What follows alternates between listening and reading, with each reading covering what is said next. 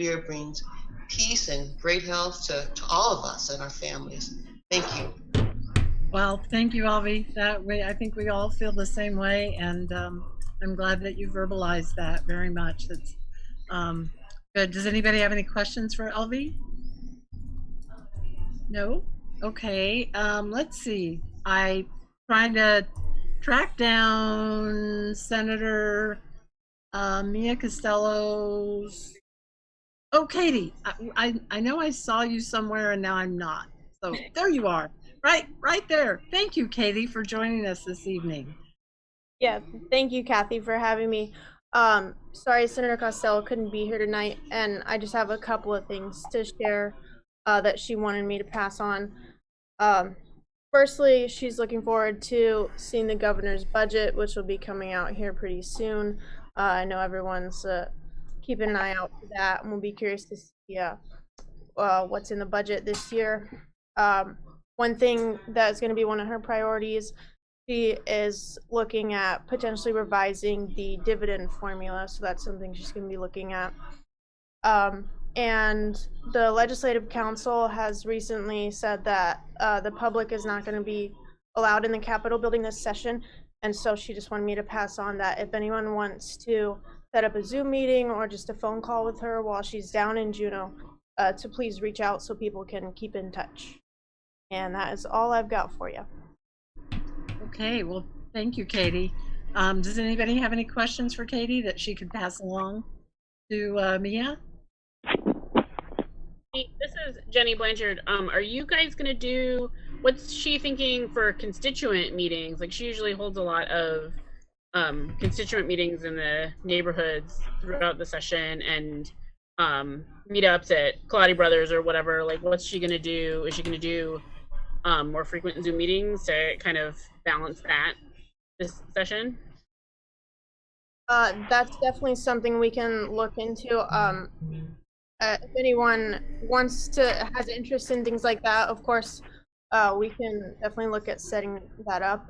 If you want to reach out to our office, if people are interested in that, definitely let us know. Okay, thanks. I know she's always, you guys both, you and Representative Clayman both try to make yourselves really available during the session, and I was just wondering kind of what you guys are doing to try to figure that out in these crazy times. Yeah, nothing planned that I know of so far, but I will definitely talk with Senator Costello about that and see what we can work out. Okay, thank you. And Kathy, just on that topic, we actually are planning a Zoom meeting, our first constituent meeting in January. I believe it's going to be on the 12th of January. And I would anticipate that we'll be scheduling Zoom meetings on a more frequent basis than has been true in the past, just because I think the direction is going to be to stay in Juneau and not come back to Anchorage as frequently. And that'll just mean doing more Zoom meetings. But even if it's not full constituent Zoom meetings, we always make time for constituents, and whether that's by phone or whether that's by Zoom, we can do it either way. Okay, thank you, Matt. That's good to hear. Everybody mark your calendar for June 12th. And yeah, by then you probably will have you'll just be getting started with your session, but excuse me, did I say January 12th? Yes. So yeah, I didn't get much sleep last night. So thank you, Matt. Let's see, any questions? If not, I wanted to go back to introductions because I overstepped that, and did want to acknowledge maybe some people joining us that aren't necessarily members but are interested. And so Brian Metzer, would you like to introduce yourself very briefly so you can let everybody know who you are? Well, thank you again, Kathy, and I appreciate the opportunity to be here representing Mike Robbins, who's running for mayor. And thanks again for the opportunity to be here representing him. I'm helping him with his campaign, and it's a pleasure to join each of you here on the call tonight. Thank you again. Sure, thank you for joining us. Let's see, is there anybody else that's representing a candidate? Dustin, no. Okay. Sorry. But Dustin, you had your hands up? Mute. Yeah, Dustin Sherman. I'm actually a director of the Abbott Loop Community Council. Just stopping in to see how things are going. Looks like you guys have got a pretty good turnout too. Well, thank you very much. I'm glad you're joining us. Tell everybody from Abbott Loop we say hello. And yeah, every council I think is different in terms of participation and involvement, but you know, we're all trying to do our thing to keep things rolling with regard to councils and neighborhoods and following big issues. So Dan is raising his hand off screen. Yeah. Oh, okay. Cameron, would you just like to introduce yourself so that everybody knows? Everybody should know you by now, Sure. but. Yeah, I'm happy to introduce myself. My name is Cameron Perez Verdia. I serve on the Anchorage Assembly, and I represent the West Side, which includes the Turnagin neighborhood. It's good to see everybody, and I'm looking forward to the conversation today. Okay, thank you very much. Anybody else that I'm missing? Paul, yes, thank you, Paul. Would you like to introduce yourself? Paul Berger, I'm representing the Dave Bronson campaign. In addition, I had a resolution going forward to repeal EO 16, which has been controversial and late on the agenda. But if we have a discussion at some point in time about maybe looking at the numbers weekly rather than monthly and trying to get our people back to work sooner rather than later would be appreciated. Thank you. Okay, thank you very much. Anybody else? If not, we'll move on to the next item of on our agenda, which is assembly report. So Cameron, you're up. Thank you, everybody. Well, I'll try to keep it as brief as I can, but there's certainly a lot going on. I wanted to give just a brief update on the CARES Act funding. As many of you know, the city of municipality of Anchorage, intending to spend $156 million of CARES Act funds, and some of the current numbers right now. Let's see. So there have been 7,228 rent and mortgage payments distributed for a total of $6.8 million expended.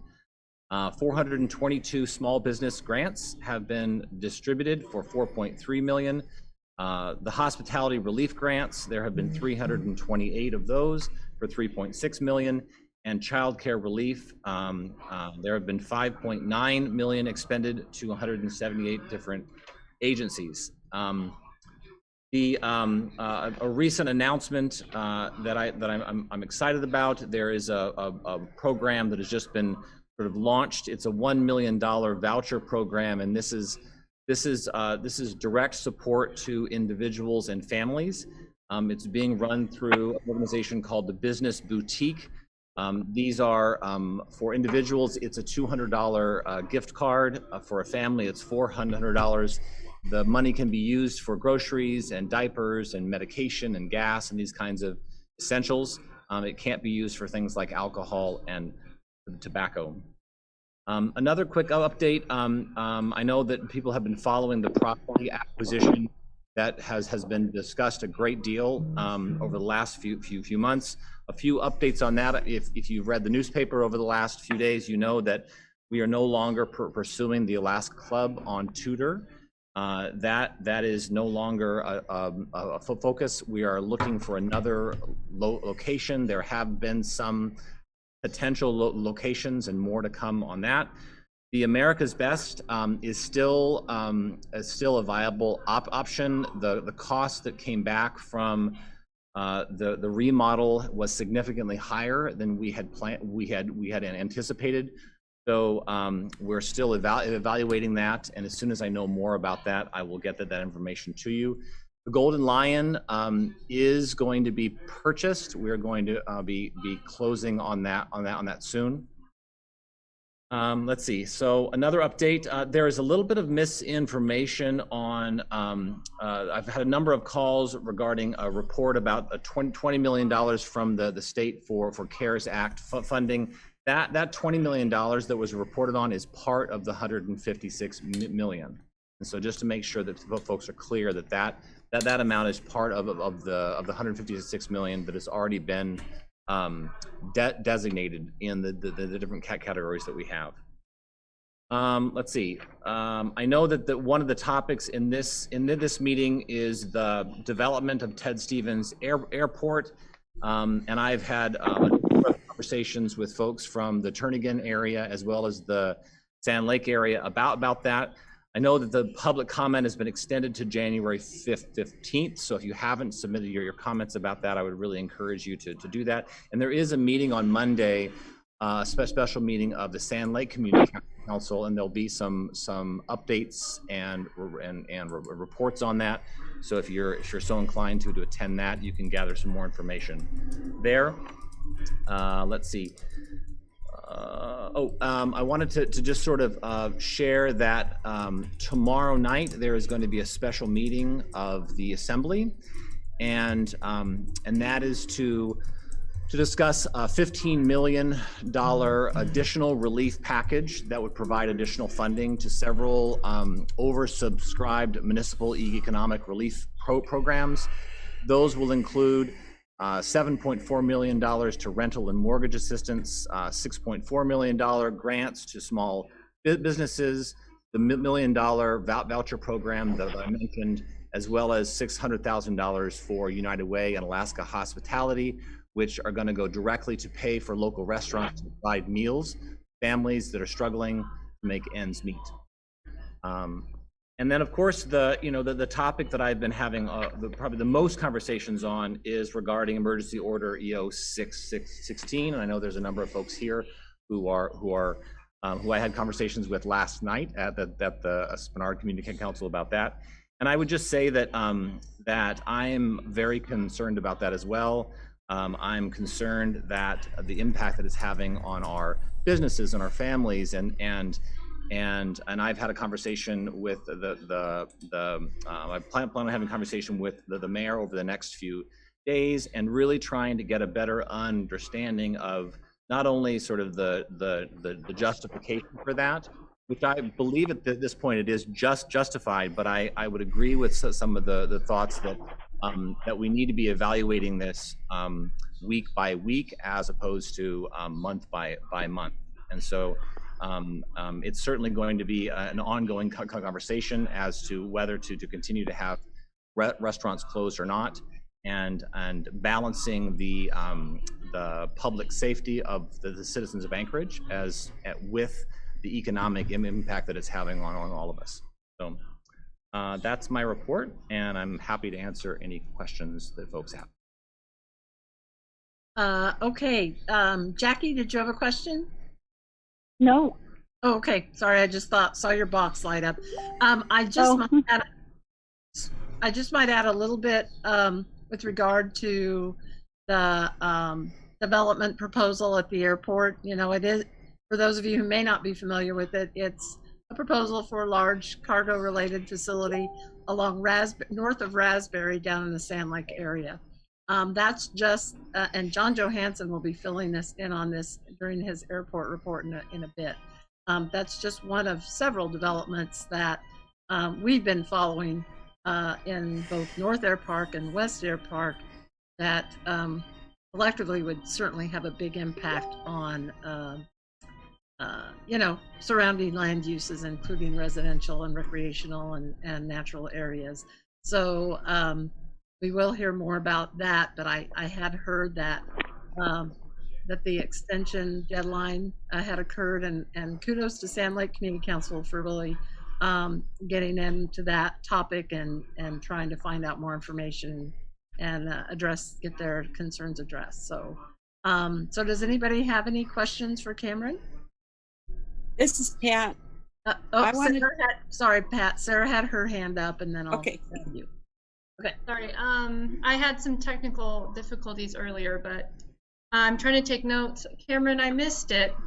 You guys are going to purchase the Golden Lion.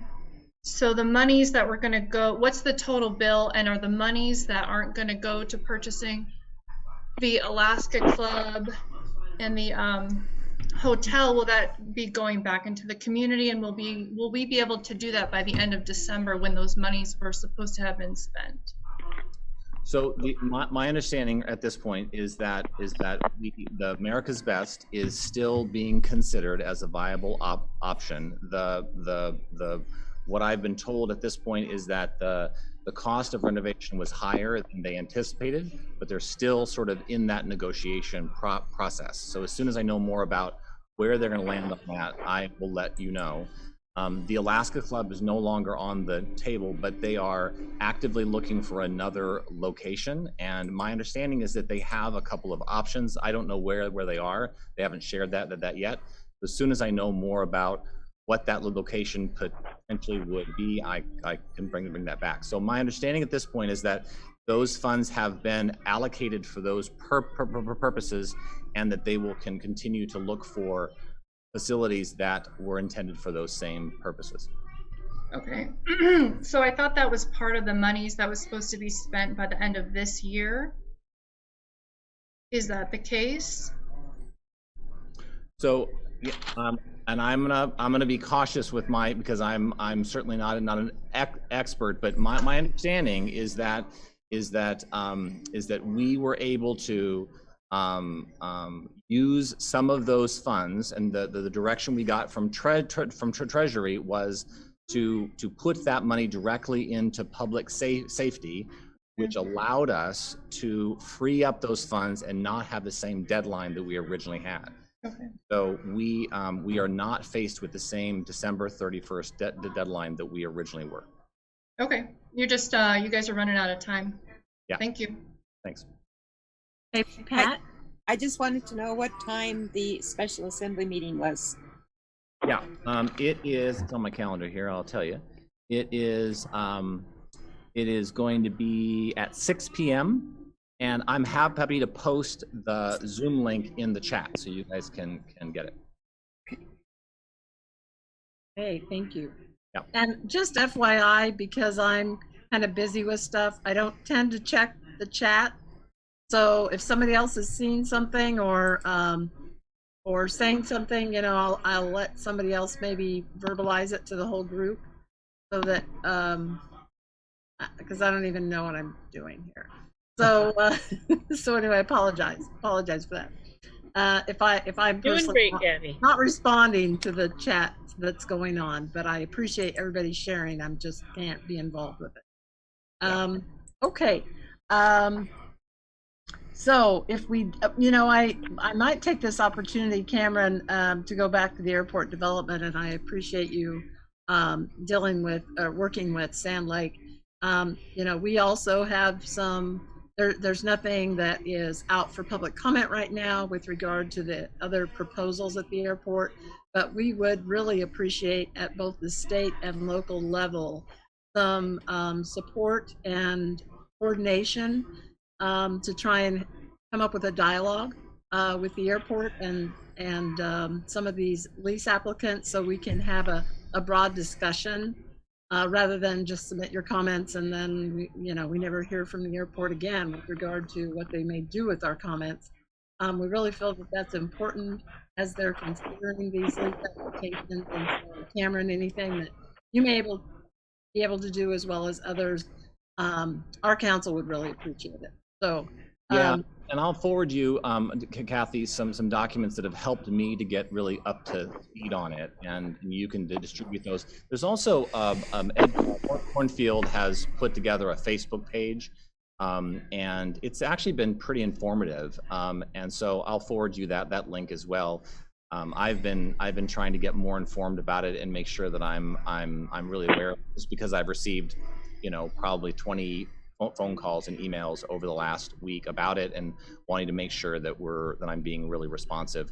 But I do think that meeting on Monday is going to be really informative and an opportunity for folks to learn more about it. And I'm looking forward to the airport itself to report out tonight and to share some information. Yeah, and I look forward to that for John to provide that. So thank you, Cameron. Okay, well, let's move on to Star Marcette. She's here to give a school board report. So again, Star, welcome, and thank you for attending. Yes, and again, I apologize for not being here as often as I'd like to, but some health issues have gotten in the way, and just have some things going on. But I hope you guys will bear with me. There's quite a bit going on in the school district. Right now, we're getting feedback on our goals and guardrails. that we're setting up for the district for the next 5 years, although we've extended it to 6 years because of the COVID-19 and what's going on right now that we're trying to deal with. And our goals, not in any particular order, of course, are reading, increasing reading from 40% to 80% proficient, math from 40, I believe, to 55. And then the big one that we heard from the community was the career, college, and life ready skills. And so we'll be looking forward to hearing from Dr. Bishop and her team as to some of the strategies that we will be putting in place to ensure that our students are ready. We heard very strongly from the community when we went out to the community about definitely that students being college, career, and life ready. So we'll be pursuing those. The other thing in there is we do have another town hall on the 9th from 6 to 7 that you can participate in if you have any questions or just want to hear the introduction and a little bit more about the goals and guardrails. The other thing I wanted to talk about is our budget. We just released our pro forma, and I'm glad to see that some of our legislators and senators are still on, because what we're looking at right now is probably a $35 to $38 million deficit. Because of the number of students, we are predicting that students will return, not the total number that we had before. As you know, we lost about 5,000 students to different programs. We're hoping to get more of those back through homeschool and other programs that they'll come back to the district. The other thing is we still have 6 contracts we have to negotiate that could be anywhere between 5 and 10 million. We're very anxious to see the governor's budget come out on December 15th also. That could either put us at a greater shortfall. We'll just have to see what happens. But for us, the board and the district, we're going to be looking at some tough choices, and it's going to be hard to balance a budget that's that much in deficit. The other thing, I'm sure everybody's heard from the school board meeting that a plan has been put forward to get our kids back in school. And we are looking at January the 19th to get kids back in school. And what we're looking at is pre-K through 2nd grade. And what we'd like to do is a half a day in the AM. And they would, we'd give them little snack trays or whatever they could take home to eat, so there wouldn't be any need for lunches during the day, and then half a day Zoom for all students in the PM. We also have, during that same time, middle school and high school, we're going to try to get small groups in that need additional help, tutoring, that sort of thing. And eventually, you know, it could be a matter of weeks, it could be a matter of a month between all of these different levels and getting all of our students back into 5.5 hours a day in-person schooling. But that is definitely what we are working towards for the following year. And the reason for the 19th is we wanted to give everyone the opportunity, even though it's been advised not to travel, we know that people are going to travel. So we want to give them that 14 days to quarantine and come back to school, our teachers, staff, and everyone. So a lot going on. I've kind of just high level there. So if you have any questions, I'd be happy to answer them. Hey, does anybody have any questions for Star? I guess I do. What kind of feedback in general are you getting from educators and their experience by dealing with educating via Zoom versus in class? I mean, are most of them okay with that, or are they having issues, problems themselves, or do they see their students having specific problems? I think for the most part, you know, our teachers are doing the best job they can. This is not something that anybody has been prepared to do, and so it's been a learning curve, but our teachers have stepped up to the plate and they're doing an amazing job. We can't fault anything because of the job our teachers are doing.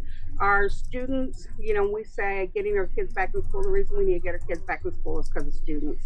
Because you know, a lot of our students that they're behind, or there's that achievement gap. The gap is just widening every day. And there's a lot of students. We had probably about 6 high school students testify at a board meeting that says, get us back in school. We need to be back in school. It is successful for some, but for the most part, everything we're reading nationally is that there is going to be a group of kids from kindergarten to 3rd grade that once they miss that window of learning to read, it's hard to catch up if they ever do. And so we've got studies that are showing even years down the road that these group of kids, it'll be more challenging.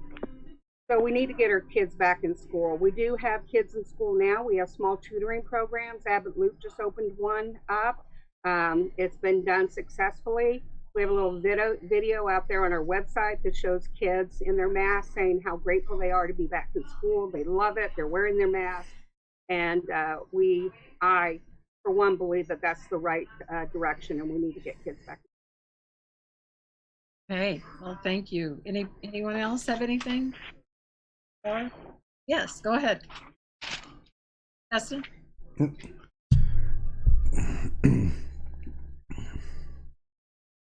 Sorry, I had to find unmute. I think Jenny Blanchard was actually before me. She had her hand up first. Jenny, sorry. Go ahead, Jenny. Thank you, Dustin. I was wondering, Star, and you can tell me if the answer to this is too involved and you want me to just email the school board about it. But I have a 1st grader, and so I'm obviously following all this going back to school business. And I was wondering what the rationale is for doing half days, for doing this morning of instruction and afternoon of Zoom, because I know that when you guys were considering the hybrid model of a couple days a week of in-person and a couple days a week of virtual, everybody kind of decided, and you guys gathered from out-of-state school districts that were doing this, that was like the worst of both worlds, that is putting like double the burden on teachers to be managing in-person and Zoom instruction, and dealing with parents that are trying to balance their own work and care for their children. That's when they're not going to school full-time, no matter how that is. It just seems like that this is that's kind of the same thing, that we're still dealing with people who might have to be working 8 hours at their jobs, and, you know, maybe burning out teachers more, having to deal with both live instruction and virtual instruction. So I was just wondering what you guys' rationale is for this half-day deal. Well, that's a great question, Jenny. And I think one of those reasons we had a lot of concern about lunches and children taking their mask off to eat. And so the solution was to send them home with their lunches and let them eat them at home instead of in the classroom.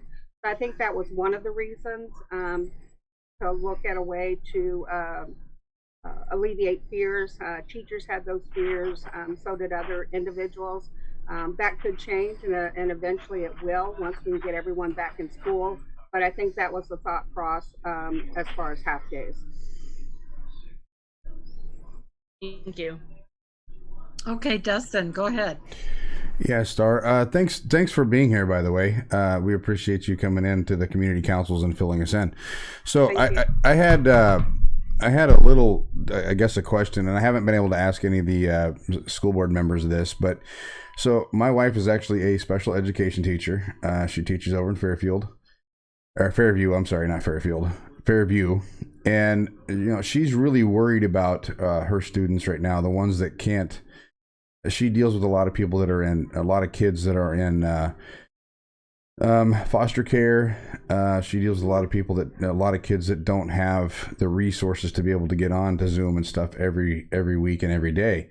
So my question to you is, for the school board and the educators out there, is what's being done for those kids that can't be on Zoom, or they don't have the technology, or they don't have the funds, honestly, to be able to be on an internet connection and do the Zoom kind of stuff. I'm just kind of curious, because I don't think any of us have heard that answer yet, and it would be nice to be able to kind of put my wife's mind at ease. Well, I know, so I'm hoping that maybe it's just not knowledge, but it's out there on our website. We will give every child in the district a Chrome book to do their lessons. And if they are having a problem with internet connection, we have an agreement with, I believe, GCI and I want to say ACS, that we will provide Wi-Fi for them in their home to try to, because we know there's an equity issue as far as those that can and those that cannot. So there is a help number on our website where they can reach out to the principal of the school, but those resources are available. Okay. And again, that's one of the reasons why we need to get our kids back in school. I agree with that. And I sat in on a school board meeting, and you were there, and you did a great job. I appreciate your guidance in that.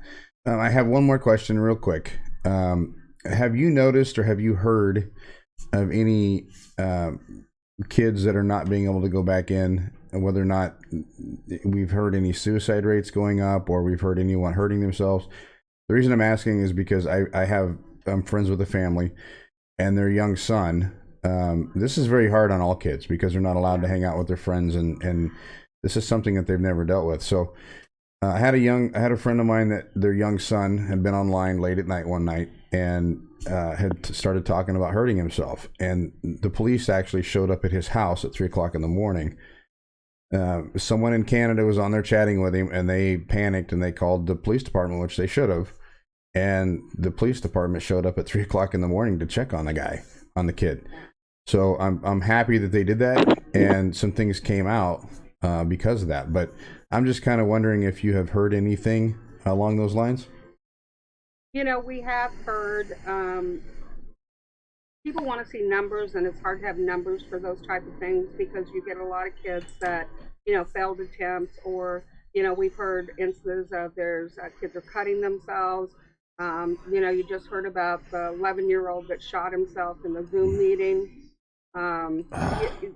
There's a lot of issues out there, and school is so much more than academics. And I think that's the thing that people have to realize. And so again, for the mental health, for the well-being of our students, we do have to get them back in school. That's just a priority. Well, again, thank you for coming on, and thank you for your answers. You're welcome. Okay, Jonathan, Galen, welcome. And you have a question? Go ahead and unmute yourself, Jonathan. Hi, Star. Is there a protocol in place, or will there be, or is there planning to be for testing kids in school to some degree? There isn't at this point. We know that Alaska is getting some of the, testing. We are actually going to be talking about that, and ASD staff has been talking about that with our legal individuals. And, you know, because we have to find out whether we can legally mandate that or not mandate that. I know we're looking at vaccinations when they come out, who's going to be able to get those. We're hoping maybe teachers will be on that list, but we just don't know for sure. But as far as mandatory testing, I'm not ready to answer that question. We're still looking into that. Okay, thank you. Hey, anyone else? If not, thank you so much, Star, for participating, and please take care of yourself and stay safe. So yeah, and I'd just like to add, I think a lot of you know that this will be my last term, that I'll be leaving in April. Very hard decision, but health reasons, and my husband's retiring, and he says he's in the car with or without me, so I'll be going. But thank you very much. Well, and thank you for all your service in the years that you've put in on the school board. We appreciate it. Thank you. Okay, next item on the agenda is the airport report. Welcome, John Johansson. Thank you, Kathy. I'll be pretty quick on the airport report. We don't have a whole lot to talk about. I'm not even going to show the little handout that we normally give out, but if you're interested in it, it's on our website. It's called the Anchorage Airport Update December 2020. But we're dealing with coronavirus as much as everybody, and trying to keep travelers as safe as we can. And we're operating at kind of reduced capacity, or reduced demand, I guess I should say. We're running about half the normal passengers through the terminal normal for this time of year, although our cargo traffic is up considerably. Lake Hood Seaplane Base is, the lakes are frozen over and aircraft are using it, so please keep off of it and remind your friends and neighbors to keep off of it. Cell phone parking lot, we're still encouraging people to use that when they're going to the airport to pick up friends and family. It is, as you're approaching the airport from on West International, past, as you pass Spenard and Jewel Lake, it's the first right. Make that turn, and there's signs pointing to a cell phone lot. Also still looking for a whole bunch of different positions to fill at the airport, from mechanics to maintenance specialists, heavy equipment operators, et cetera. And there's information on how you can find out about those jobs on that handout. I guess now I'll go to talk about these cargo developments that I was asked to speak to. I'm just going to put the,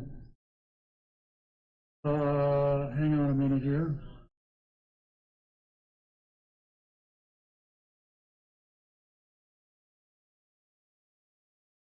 So I apologize, I'm not as tech savvy as some people are, but for some reason I can't figure out how to make this picture bigger, but I think you can see on my screen, we have about 5 currently planned cargo developments. One's up north here. You can see this okay, Kathy?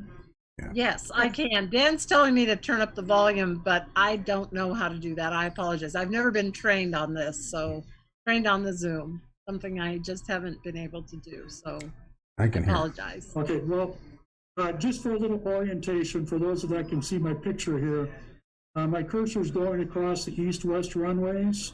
Now it's going up and down on the north-south runway. So this is the terminal area. And this up here in the north is Kinnick Point Warren's off. So that kind of gets you oriented. Up here in the far north, we have a development that UPS is planning that's not very well defined at the moment, but what they're planning on putting up there are 3 wide-body cargo aircraft parking hard stands, an operations building, and possibly a ground surface equipment storage and maintenance building on this approximately 28 acres up here on the north end. And like I say, their plans are very poorly defined at the moment. But that is the intent for that project. It's been public notice, but we aren't close to signing a lease on that yet. Well, it's gone through the public notice process, but there's a lot of work to do before we get around to signing a lease. There are 2 projects in the Postmark Bog here, just south of John, excuse me, John, yes. maybe if you could entertain some specific questions to that specific site before you move on, because I know I have a question or a comment. Okay. So maybe that would be on the UPS site, sure.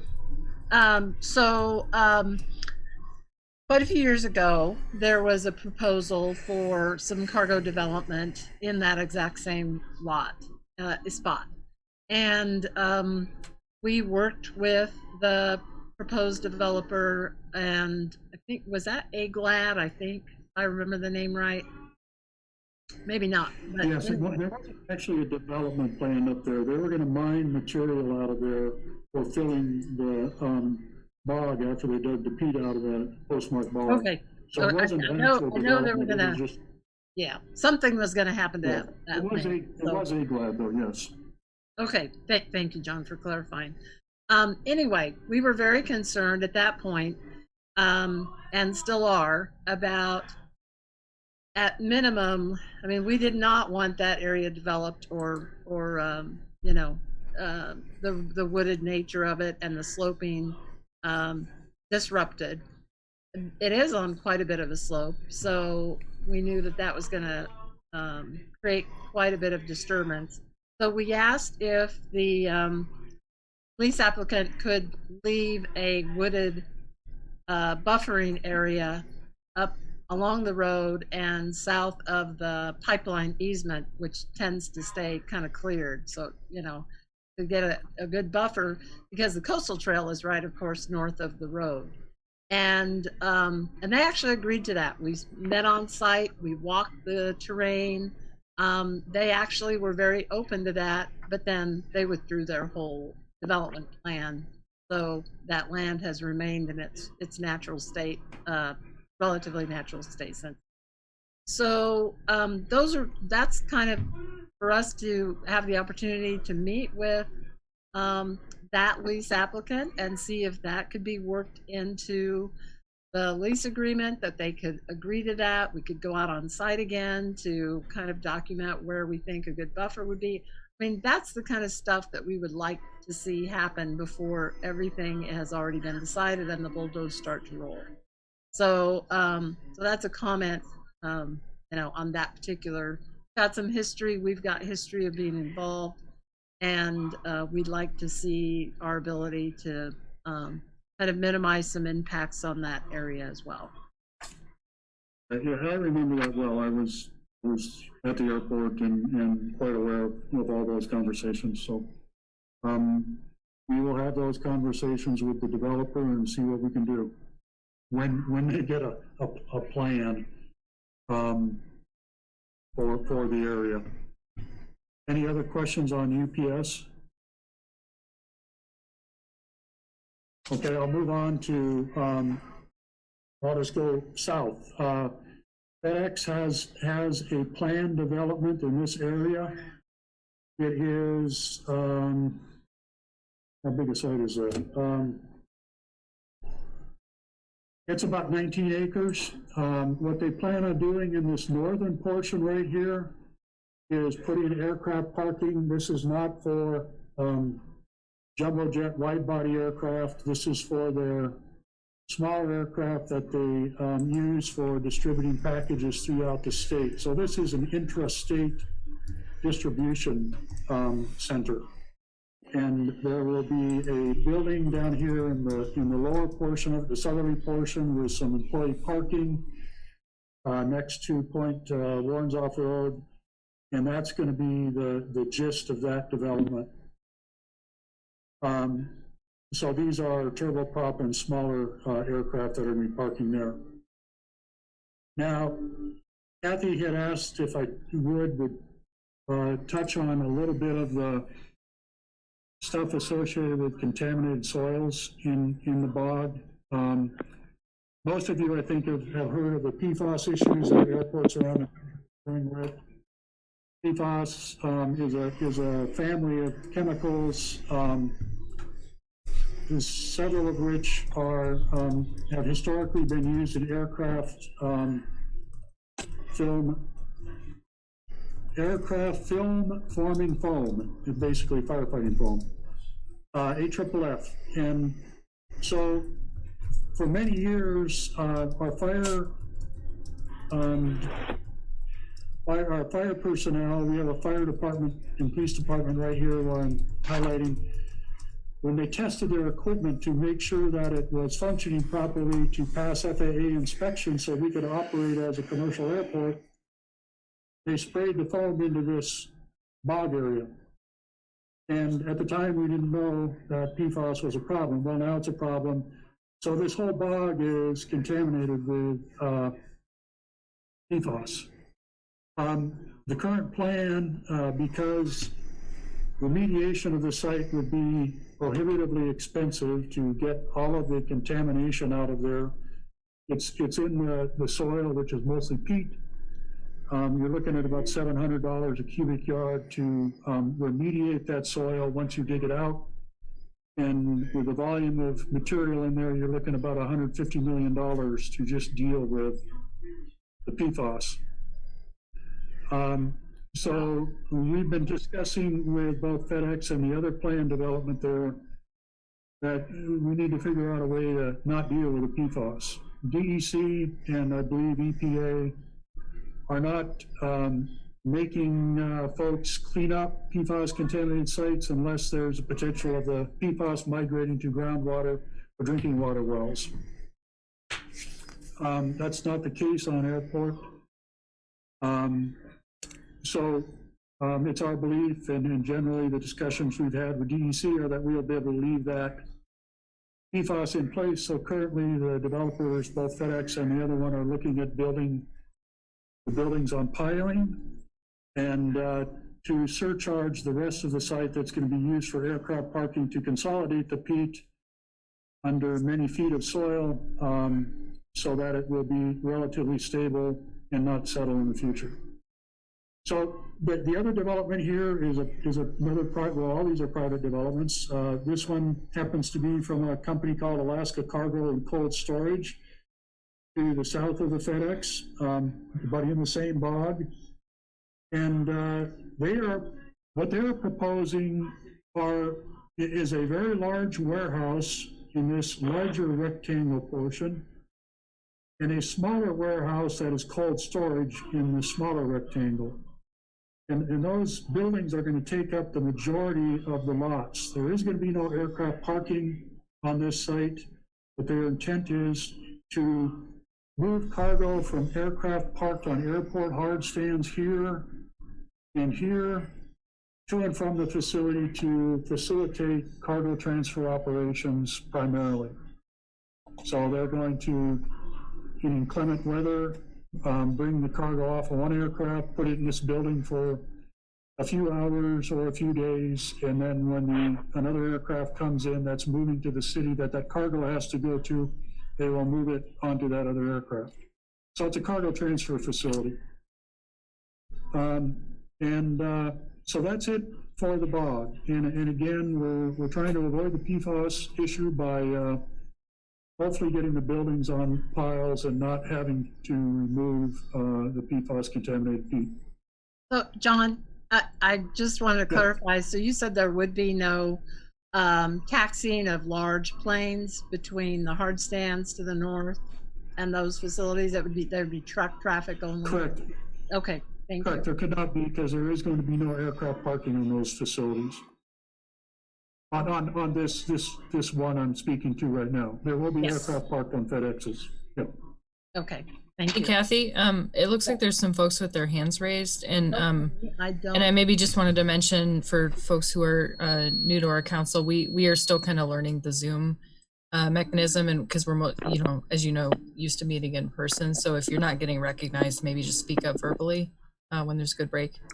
Yeah, thank you, and I apologize. The way I have my screen now, I'm not seeing everybody, so I really apologize. I'm not sure how to see you guys and what John put on the screen at the same time. So, Anna, if you can see these people that have their hands up, would you like to call on them individually for me? Would you mind doing that? Sure, yeah, I'll just, so I can see 3 right now, so apologies if there's more, but I see Amber Glasser, then Dustin Sherman, and then Dustin Darden. So Amber.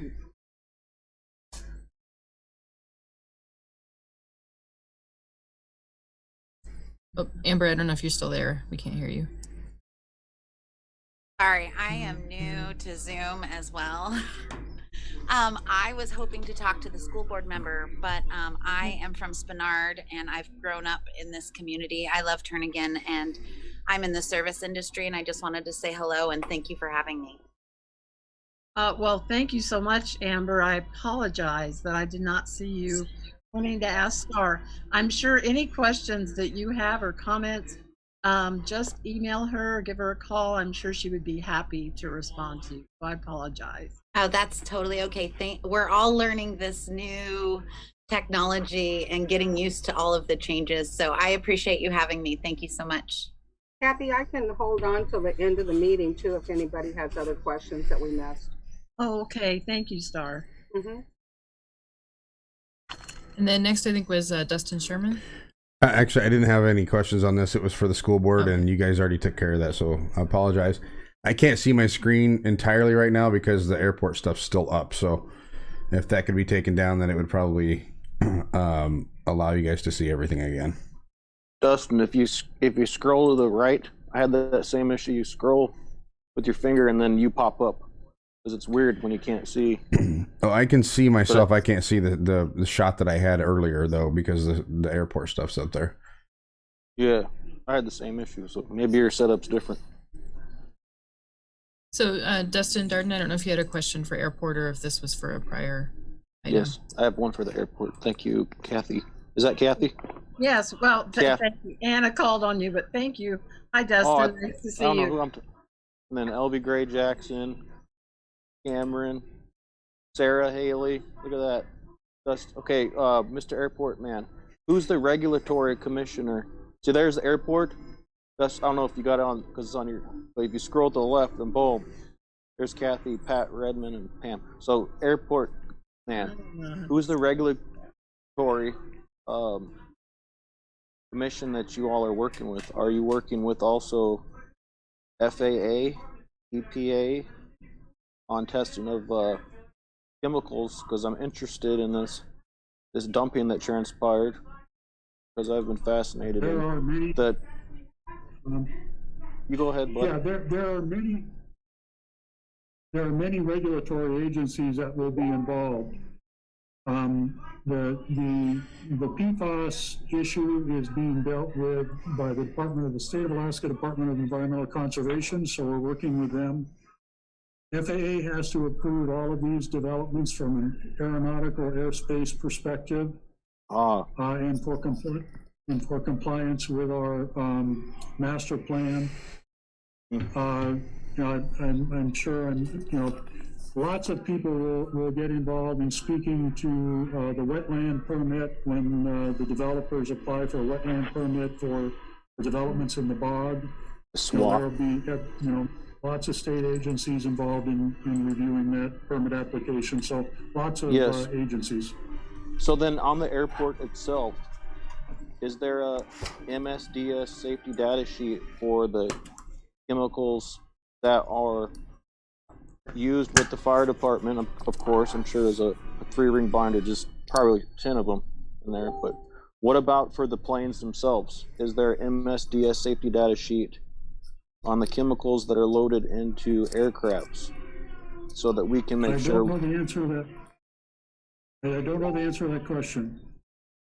Because there certainly are MSDS sheets all around the airport for all the chemicals that the airport uses. But I would suspect that there are not MSDS sheets on the aircraft for whatever cargo may be being carried by the aircraft. I don't know that for a fact. And then I pose one more question, and then one more after that, and then I'll be done. 2 more questions. So the aerosols that are being released from, say, a 747 aircraft that makes its way from China to Chicago, that goes over our airspace, how do we regulate what chemical agents are in a foreign adversary's aircraft going over our airspace? And then my second question would be, how would we remedy this situation? Because I've been noticing different types of cloud formations over Alaska. Last week I seen weird looking black stripes, and then a big black translucent looking stuff go right in my windshield right after I seen it. So if anybody's in this group that's a biological chemist, has a high powered microscope, I'd like to look for heavy metals, modified blood cells, and unknown agents that I have seen in the YouTube video, The Dark Agenda of Synthetic Biology. I think I can help Sophia answer Smallstone. your question. Sophia Smallstone. Look it up on YouTube. Because, Sarah Haley, you go ahead and get it.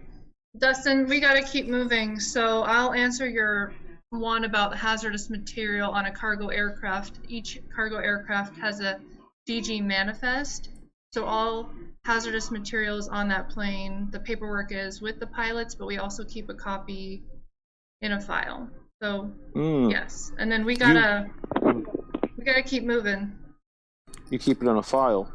Yeah, and thank you, Sarah. I appreciate that. And Dustin, we do need to continue. I want John. I gotta go to bed soon. I want John to cover that last area in West Air Park, so that we have a good understanding of that as well. So thank you, John. If you want to. Nanobots. So The next development is a development being planned by 6A Aviation, and it is over here on the west side of the airfield. This is taxiway Y that my cursor's running over, and this is Point Warren's Off Road here. So it's sandwiched between Point Warren's Off Road and taxiway Y. And it's about 29 acres. There's going to be wide body cargo aircraft parking for 6 aircraft and about a 200,000 square foot cargo warehouse building on this property. That's about all I have to say about that one. Any questions on that? Okay. Dan has a question. Hey, Dan? What about the how many people are going to be working there, and how much traffic is going to be increased on West Northern Lights if that happens? I don't have the details on that.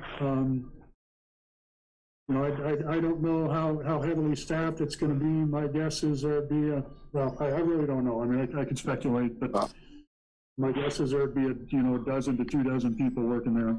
So there would be their personal cars going to and from that facility.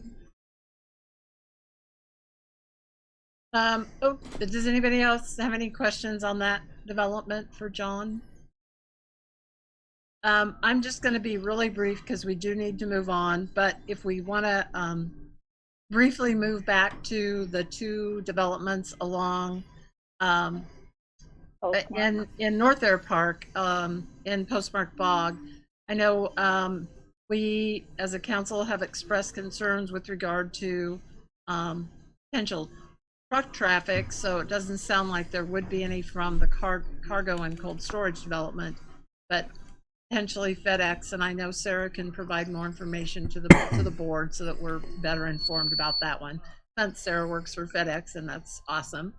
But we are concerned about ground noise, and if anyone is, everybody is familiar with the most recent berm that the International Fuel Storage Place there at the intersection of Postmark and West Northern Lights / Warren's Off Road.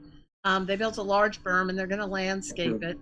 And there's also one, if you go south, south of the Alaska cargo and cold storage area, there is a smaller berm that was also landscaped. And we feel like that should just be continued on pretty much, along those 2 developments as well, to do some kind of berming and landscaping to help deal with ground noise. I mean, we have some other concerns with regard to, as Dan brought up, commuter traffic going through West Northern Lights and also truck traffic going through West Northern Lights. And we're concerned about air quality going through our neighborhood. But those are things that I think it would be so beneficial to be able to have a meeting with the airport and lease applicants so that we can expand on those kinds of topics in more detail, because we don't have the time to do that in detail at this meeting. So I just wanted to express that, but we'll keep. And I am working on that letter, Kathy. Thank you, Jackie. Appreciate it. And that's under, yeah, anyway, we'll also have something under our executive committee. So John, if you want to, the development down along Raspberry, is an important one because all these have cumulative impacts on neighborhoods. You want to just take a couple of minutes to go over that, and then we'll have to move on. But all this is really important stuff. As Cameron mentioned, the Sand Lake community is having a meeting on Monday evening. I think it starts at 6 o'clock to discuss this development with the developer online. The airport will have some representatives online too. But basically, it's to answer a bunch of questions that the community may have and just discuss the development with the community. They actually met at Sand Lakes Community Council meeting last month and discussed it preliminarily with them. So this is a follow-up. This is Monday's meeting is not the regular Sand Lake Community Council meeting. That's the following Monday. So this is a special meeting that Sand Lake Community Council is organized to discuss the development. But just in brief, this development is going to have 14 wide-body cargo hard stands, 2 rows of 7 on the north side. And those are generally, most all of them are Group 5 aircraft hard stands, which are the older generation 747s, the 400s, et cetera, and the 777s and MD-11s. Those are the aircraft that this will accommodate. There's going to be 2 hard stands that are for Group 6 aircraft, which are the A380 and the 747-8, the newer 747. And then south of that, they're going to build a building that is somewhat poorly defined at the moment, but it's going to be a combination probably of warehouse and maintenance, repair, and overhaul facility, where they could actually, a big, huge hangar similar to the size of FedEx hangar, in which they could service wide-body cargo aircraft out of the weather. And then south of that is employee parking. South of that is a landscape berm, and south of that is some undisturbed trees. And they're going to access it off this taxiway on the east side, which is called Taxiway Z. Aircraft will come in and then go into the hard stand parking here on the north side. And they're kind of in the preliminary stage, but have a layout that's conceptual at this time. Okay, well, thank you, John. I appreciate that. And if anybody's interested in that development per se, yeah, that special meeting that the Sand Lake Community Council is having next Monday, definitely look into joining in on that for more information. I like the idea of them being open to do a landscape berm. So sounds like a good idea in more than one location along the airport to help mitigate some of what all these developments bring to the area. So thank you so much, John. I appreciate you providing the documents that we had requested last month. And of course, we'll still be working on maybe dialoguing with the airport on getting together. Kathy, this is Pat. Yes. I can't find my thing to raise my hand. So anyway, I do have a comment for John. Go ahead. I've had a lot of fun watching Ice Airport, Alaska on the Smithsonian Channel. And I don't know if any, pardon? I'm not in it though. I know you're not in it. I keep looking for you, but I've had a lot of fun looking to see who is in it and where it's at. And it's been fun watching, seeing things that we recognize and then thinking about how this, what kind of picture that's giving to the people in the lower 48 about how we operate up here. So if people haven't seen it, it's I think it's the three-part series of about Ted Stevens International Airport in the winter. And it's on the Smithsonian Channel. I've heard we didn't really do anything other than accommodate the people we were filming, and we had some people in the film, obviously, but I've heard it's great. I haven't seen it yet. I need to get fancy TV so I can see it. Yeah, no, it really is. It's really good. They did a really good job of filming and seeing it's I was impressed. Hey Pat, do you know whether it's on YouTube?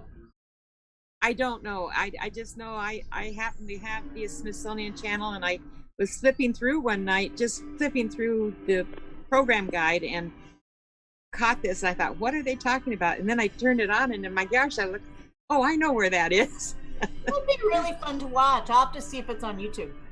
Okay.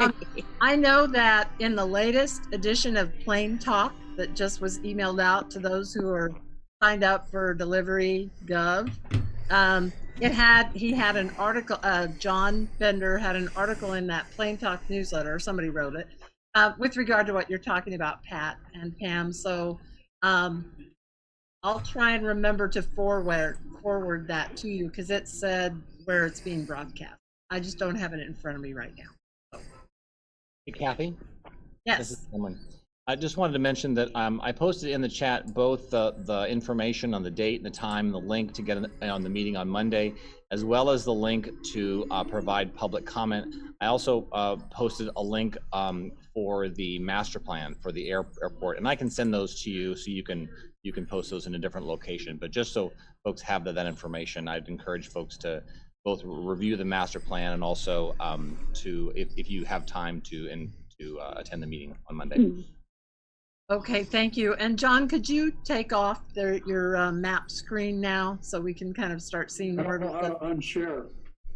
Pardon? I don't know how to unshare. At the top, there should be a stop sharing. Stop sharing. Yep. Stop sharing. Okay. There we go. Okay, Very thank good. you so much. And thank you again, John, for putting that together for us. We will be in touch. Okay, we're running a little bit behind, so we'll make our executive board report hopefully very brief. Again, just until further notice, we'll be doing our meetings via Zoom. Maybe we'll get better at it. Maybe we won't. We don't know yet. But it's all fun and fine and good.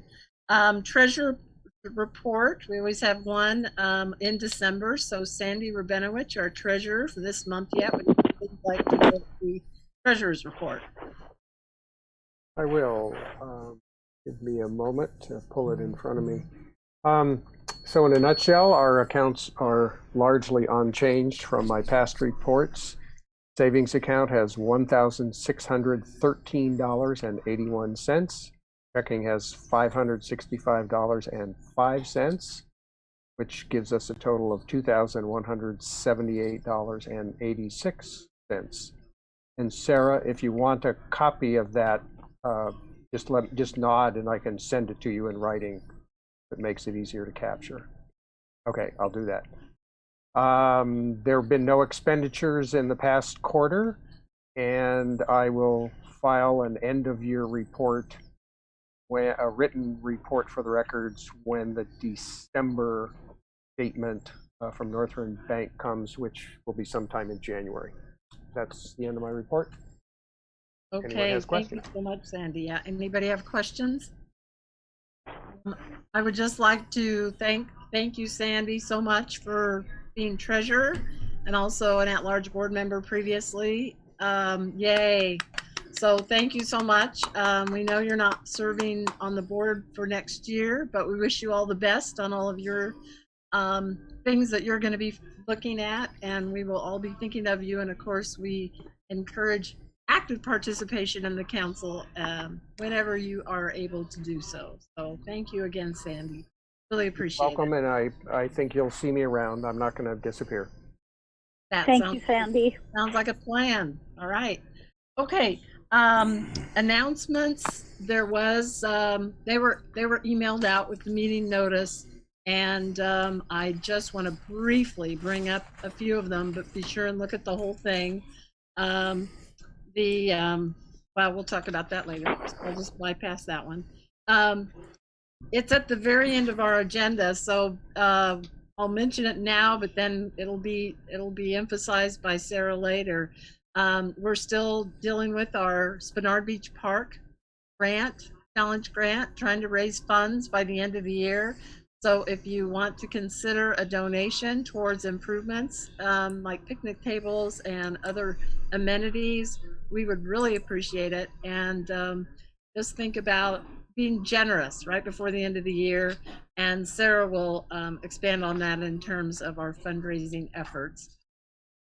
And just very briefly as well, we thank Sandy for his years on the board. And I just wanted to thank Jackie and Pam for continuing your service on the board through next year.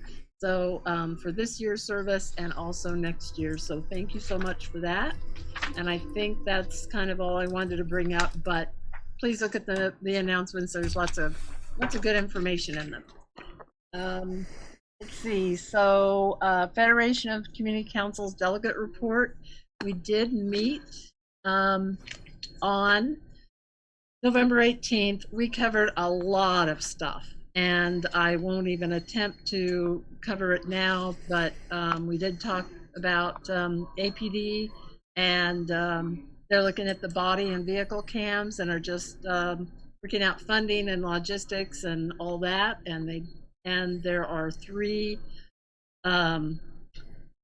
things that the planning department provided for us: homeless and transient shelters in B3 code amendment, the 4A zoning R4A mixed use amendment that we covered in our land use committee that we'll cover, and then a small area implementation plan, which will be released sometime this month. And so the land use committee will definitely be focusing in on that level of information, and we will not be meeting as a delegate group in December.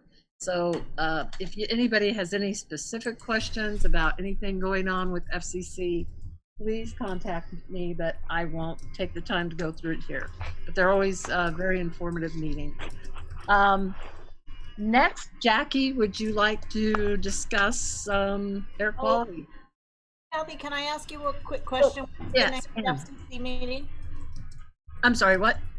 When's the next FCC meeting? So we aren't meeting in December, so the next meeting would be the 3rd Thursday in January. So that is, excuse me, third Wednesday. Thank you. Third Wednesday, and that is the 20th. Thank you. January 20th. Okay. What time is that on the Zoom? That is on Zoom. We're meeting via Zoom, and it starts at 6 o'clock. And it's 2-hour meeting, and it's very informative, and anybody is welcome to join in on that. Same code, same password, ma'am? Not as this meeting, no. So you would have to contact the Federation of Community Councils to get that information. Federation, let's do it. Thank you, ma'am. Yeah. Anyway, okay, or contact me, and I'll make sure that you get in touch with them. So if you have any problems, right now, one of the staff is on vacation, and the other is putting in limited hours, so it might be kind of a little tough to get a hold of them. But okay, so Jackie, would you like to provide a report on air quality monitoring? Well, my superpower is being a pain in the butt.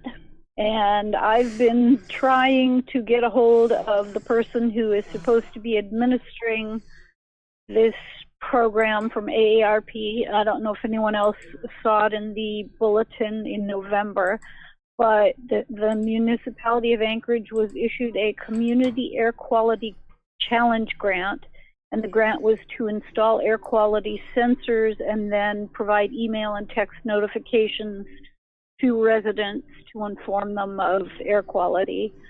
I am working on finding out exactly how much the grant is, and if the funds have already been dispersed or not, and if they were, where and how much. If they haven't, we would like to suggest Lakewood Elementary or Turnagin Elementary as west side sites, because there are no air quality sensors on the west side. But nobody's returned my call. I went to the ombudsman today and kicked it up a notch, and I'm hoping to hear from someone tomorrow and to have a follow-up for you at the next meeting. Okay, thank you for your tenacity. And if Cameron, if Jackie isn't successful with Daryl Hess getting back to her, Daryl Hess did get back to me, and he gave me another name and number to go to. Oh, okay. But you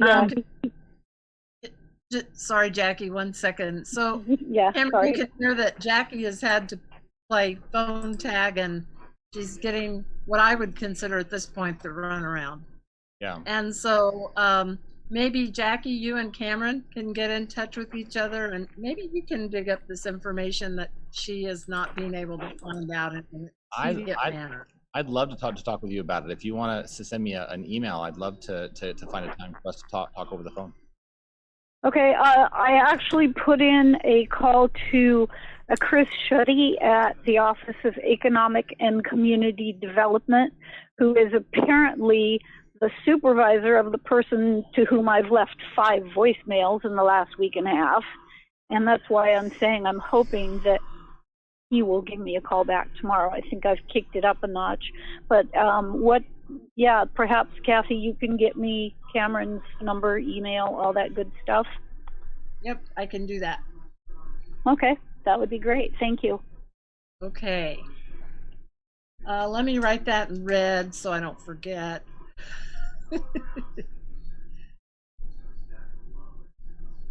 Kathy, I'll send you an email right now with my Oh, comment. that'd be great. Then I can just, yep, thank you.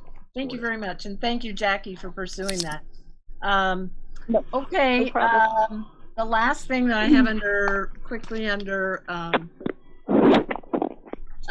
the executive report is that I did get an email today from Paul, who has joined us, Paul Berger, and he wanted the council to consider a resolution that he's distributing to other councils to consider, and the title of it would be Turnagin Community Council Resolution in Opposition to Emergency Order EO16 Modified Hunker Down Order. And because we got it so late in the day, not literally, but the agenda had been set, and nobody's had a chance to look at it. It's fairly long, and so I told Paul that I would definitely let everybody know that there is a resolution out there being considered by other councils potentially, and Turnagin has been asked to as well. This is probably something that the board can take a look at and see if we think that we would want to do something. We can't take the time tonight to go through it because it would probably ensue in a fair amount of discussion.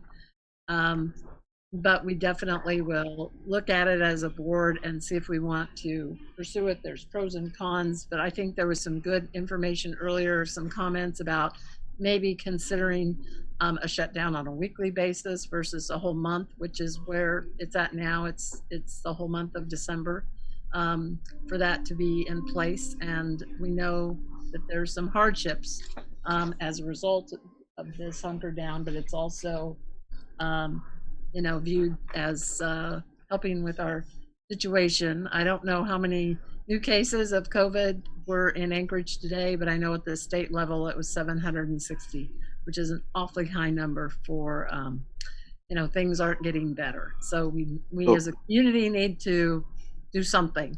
But yes, now I'm sorry, who's talking? Yeah, the urgent request of Paul Berger's emergency order declaration or recognition, it takes precedent, I believe, over every other single issue.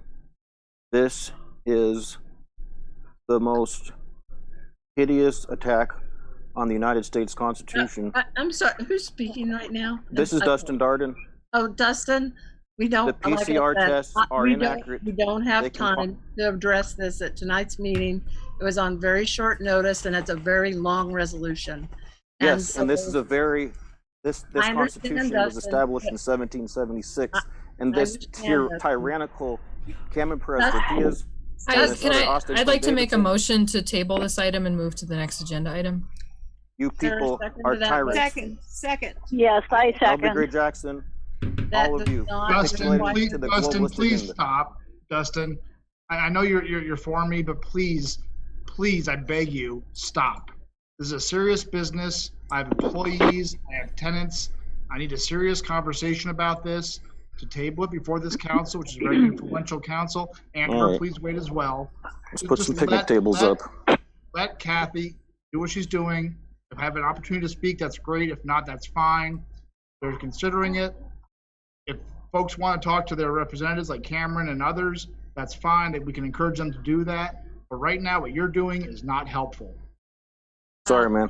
Thank you, Paul, and thank you, Dustin. But we will deal with it at the board level and see if we want to go ahead and move forward with it on behalf of the council. Right now, we can't. We don't have time. So Kathy, I have language available at the board level. I think that would meet your bylaws. to do a board level vote. Okay, well, Paul, we'll contact you if we like that. So again, thank you. I appreciate it. Can we somehow, Kathy, make a motion that we're going to do that so that we have something on record on our notes that he brought it forward? Like if it's a really long resolution and we need to go over it line by line by line, that's okay. Maybe it just needs to be edited, that we recognize that they're trying to do this. It's a really big deal. There are people over Christmas who don't have jobs. Like this is a big deal. We all know that. We all know that, Sarah. There's no doubt that everybody involved in community council and the community understands the issues that the city is facing. So that's not, that's not the issue. It's just being asked to deal with a fairly long resolution at very short notice at our council meeting, and we can't accommodate that. Okay, so what's the table? The bylaws allow for the board to act on behalf of the council if we so choose to, and then it would be ratified. We would have to do that at a board level because this modified shutdown ends at the end of December. And so anybody who wants to express opinions about it, please contact anyone on the board. But I have to move on now because we have more on our agenda. So okay, so I just want to make sure my notes are right. So we do also have an open motion, and I mean, I don't want to go super formal. We can modify that motion to say table this item in the meeting tonight and basically send it to the board for a decision in December. I second the amendment to the motion. Okay. Pat, remind me, or Anna, with the motion to table, we need a vote, we need discussion, which we've already just had. I think we already had that. Okay. No, we haven't. Can we make a motion to extend the meeting till 9 p.m.? We have to have a discussion after the motion was seconded. I second the motion to extend the meeting until 9 p.m. But we do also need to deal with one motion at a time. I have one question. If this comes, that I think Robert's Rule of Order deals with motion table differently than other motions. Okay, thank you. But I don't have the wherewithal to check that. So well, and I'm sorry, I just put my question in the chat, but fortunately it wasn't addressed before the motion was made. I apologize again. I'm not checking chat because I can't juggle too many balls. Right. And my intent is not to table it in the sense of Robert's rules. It was just so that we can move on to the next item. So maybe I'll use a different word than table and just say refer this item to a decision by the board, something like that. In which case, I'd like to get something. Okay, we've had this discussion. Excuse me, I don't have a cat's gavel, but I'm gonna take the tape. I've got the board. I mean, I've got the floor. Thank you. Let's vote. We have already discussed this, and so all in favor of Anna's motion to refer the proposed resolution opposing the modified shutdown that is in place for the month of December within the municipality of Anchorage, please raise your hand if you support that motion. Point of order, could you clarify the motion you just made, please, ma'am? So I've got that Anna moved and Pat seconded that we refer a decision to the board with regard to the resolution that has been sent to us that would oppose the modified shutdown order that's in place the month of December. And essentially that means we'll be going to the board for a decision about what we want to do with that resolution. So all in favor of that motion, please raise your hand. And I'm raising my hand. 3, 4, 5. I'm raising my hand and I clicked yes, and then I'm saying yes. 6, 7. So just a reminder that only TCC members may vote, which is somebody who lives or works or owns property in the council. Thank you, Anna. Let me turn my light on so you can see my hand.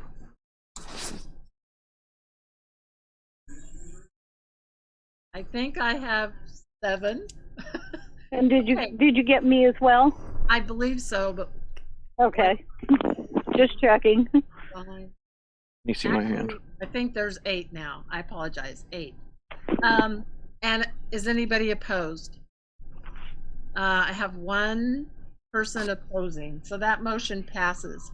Okay, that is all I have for executive board report. So we're moving on to old business, and letters got sent out that need to be ratified by the full council. And the first one is on the West Anchorage snow disposal site selection draft study, which we had a presentation on at our previous meeting.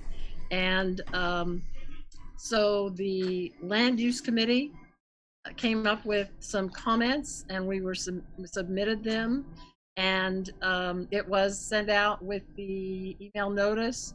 So essentially, in a nutshell, we are asking that they consider the existing airport snow disposal site that the municipality had used in the past, instead of looking at a brand new location and facility in Connors Bog, because every adopted planning document under the comprehensive plan and others describe that land as natural open space to be permanently preserved, rezoned PR, which is park. It ranks high in the Anchorage Wetlands Management Plan as a valuable watershed and wildlife habitat, etc. It was never meant and designated at all in any of these plans, which Turnagin Community Council actively participated in and provided input in. Never was there any proposal to do anything but preserve it in its natural state. And so we're advocating in this letter for there be reconsideration for airport land to be used long-term. And there are new players. It's a new governor. There's as when this was discussed previously. So that was our first choice. And we provided a lot of rationale. If they choose to ignore all the adopted planning, and that would be they, meaning the assembly, because ultimately the assembly would approve this.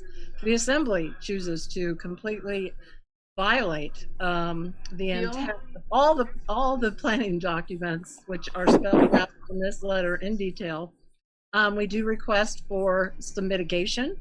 And one is that the rest of all the municipally owned Connors Bog area that would not be in the snow disposal footprint be immediately transferred to Parks and Rec and be dedicated as permanently protected parkland as mitigation.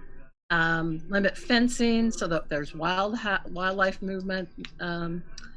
Have some visual buffering along Minnesota Drive.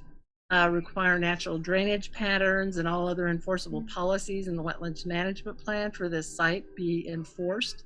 And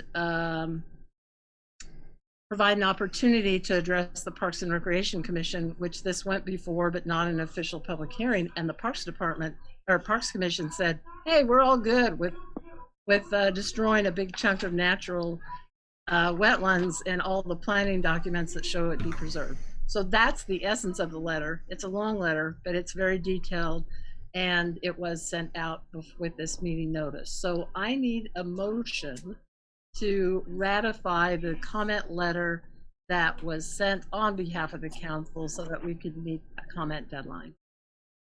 This is Pat. I so move. Second. And I heard Dan second it. So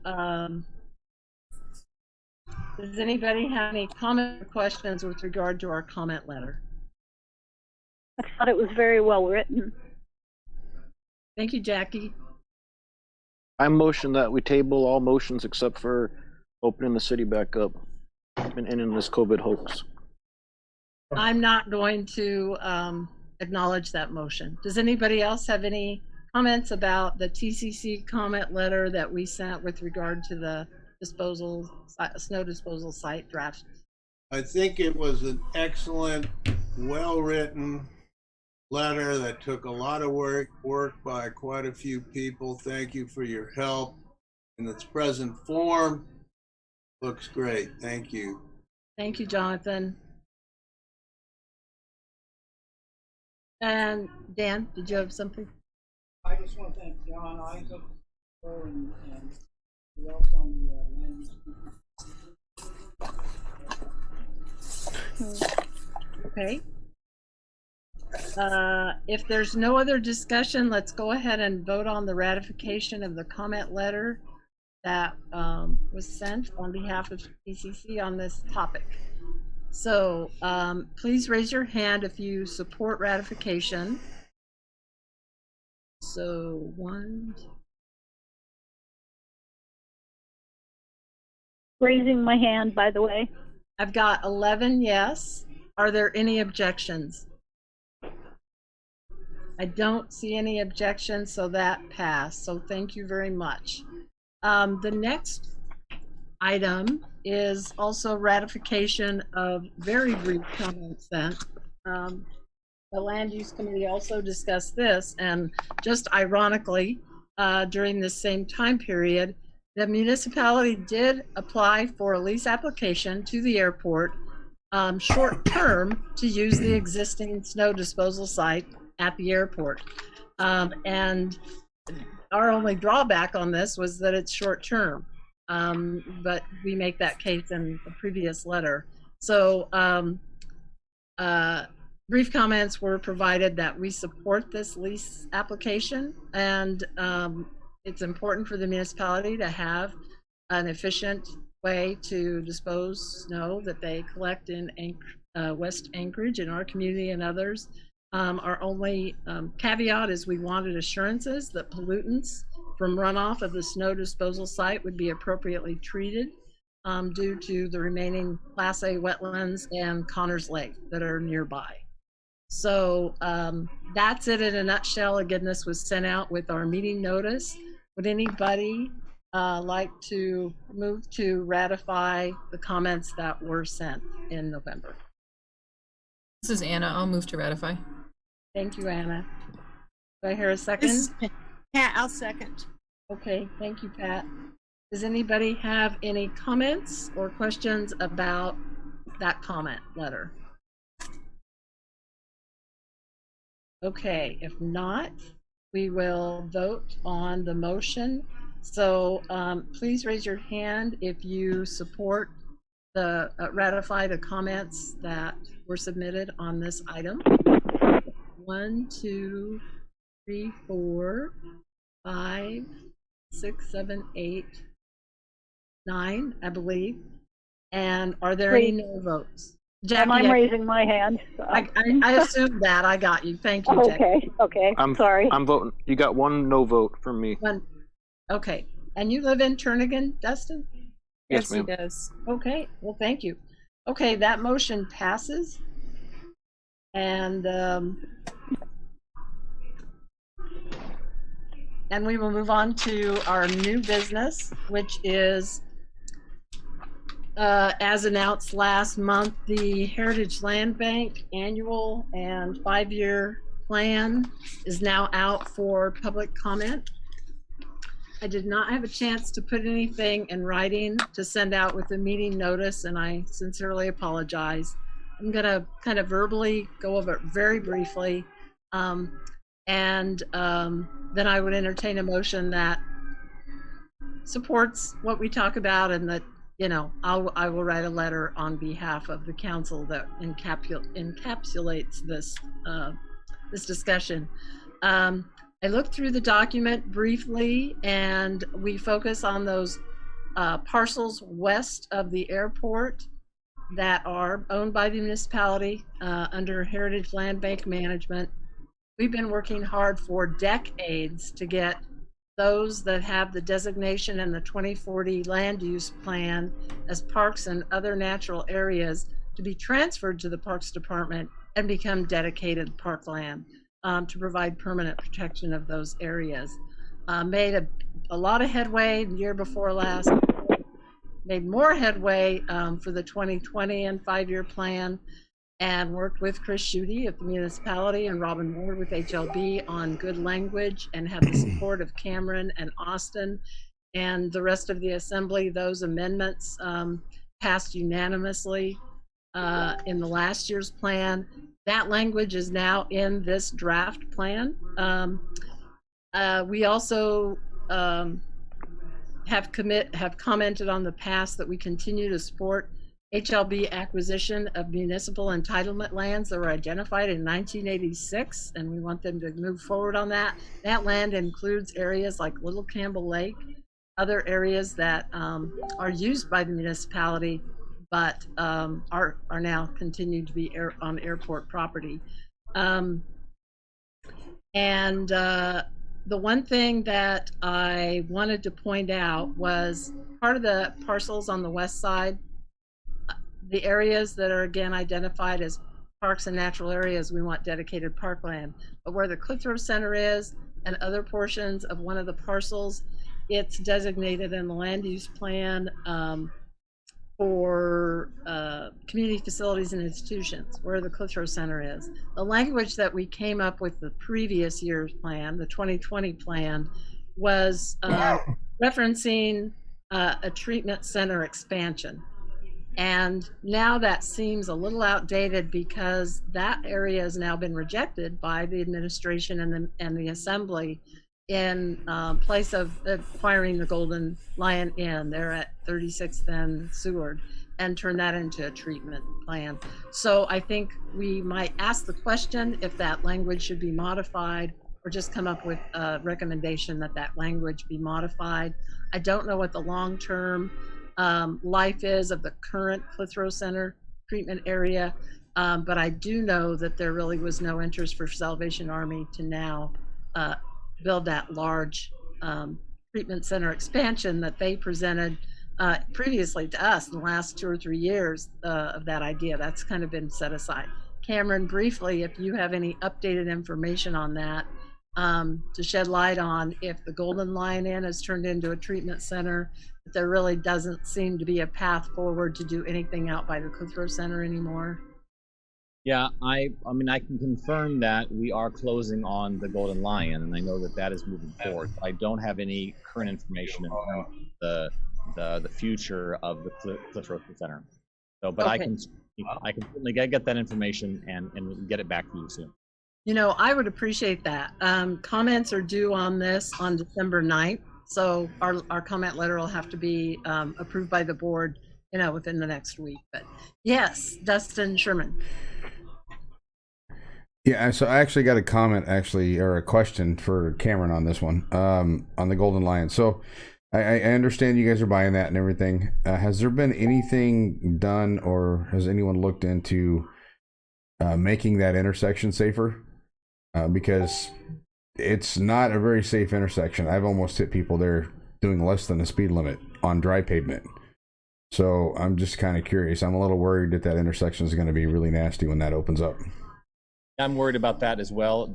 We received a lot of public comment about it, and I was actually just texting back and forth with Jason Buckenstedt, and I know that that's part of their plan to look at both the renovation of that and the surrounding area to make sure that it's safe. So that's on my radar as well. I'm worried about that. You know, I was kind of wondering if you guys could put like an overpass or like an over walkway that you can't get out on the street right there. You have to go over it. You know what I mean? Yeah. We're gonna have to look at that surrounding area to make sure that it's safe. I mean, just I don't think there's necessarily going to be a great deal of traffic there because of the nature of what they're going to do there. But I do think that they need to really be thinking about making sure that intersection is safe. And I think all of us know that there's already been some issues there, and so it's certainly on my radar, and I know it's on the administration's radar. Thanks, Cameron, and thanks again last night for talking to me on the phone. I appreciate that. Yeah, sure. Okay, thank you, Cameron. If I could entertain a motion. I got a quick question before we motion to approve.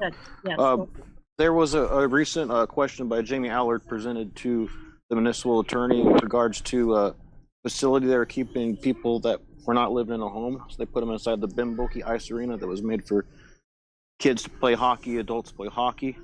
So the question was posed by Allard: if people were under the current law and current illegal unconstitutional laws that we're working under right now, this is directly related to the Golden Line update information. But our comments are directly related to the Heritage Land Bank. The land bank and 5-year plan, and approving kind of the review of comments that I made to put into a letter that the board will approve and send out on the HLB plan on parcels west of the airport, and also the other things about supporting acquisition of municipal entitlement lands, etc. Oh, perfect. It's kind of a separate discussion. Yeah, that's just kind of in the area of the land, right?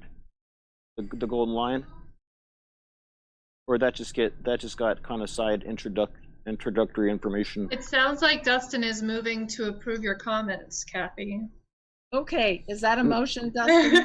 No, what I was getting at was that they're putting people in there, and they forced a probing in the nose of the RNA, and this has nothing to do with will not let them leave. On the topic on the floor right now. But the land use, no, it's not fluoride.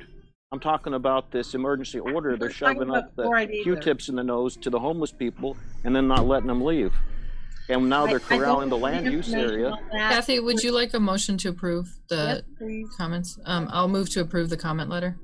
Oh, sorry, that's what I was doing. I was motioning to approve the comments. My bad. Dan, did you second? I thought so. Okay. Yeah. Okay. You're misinterpreting.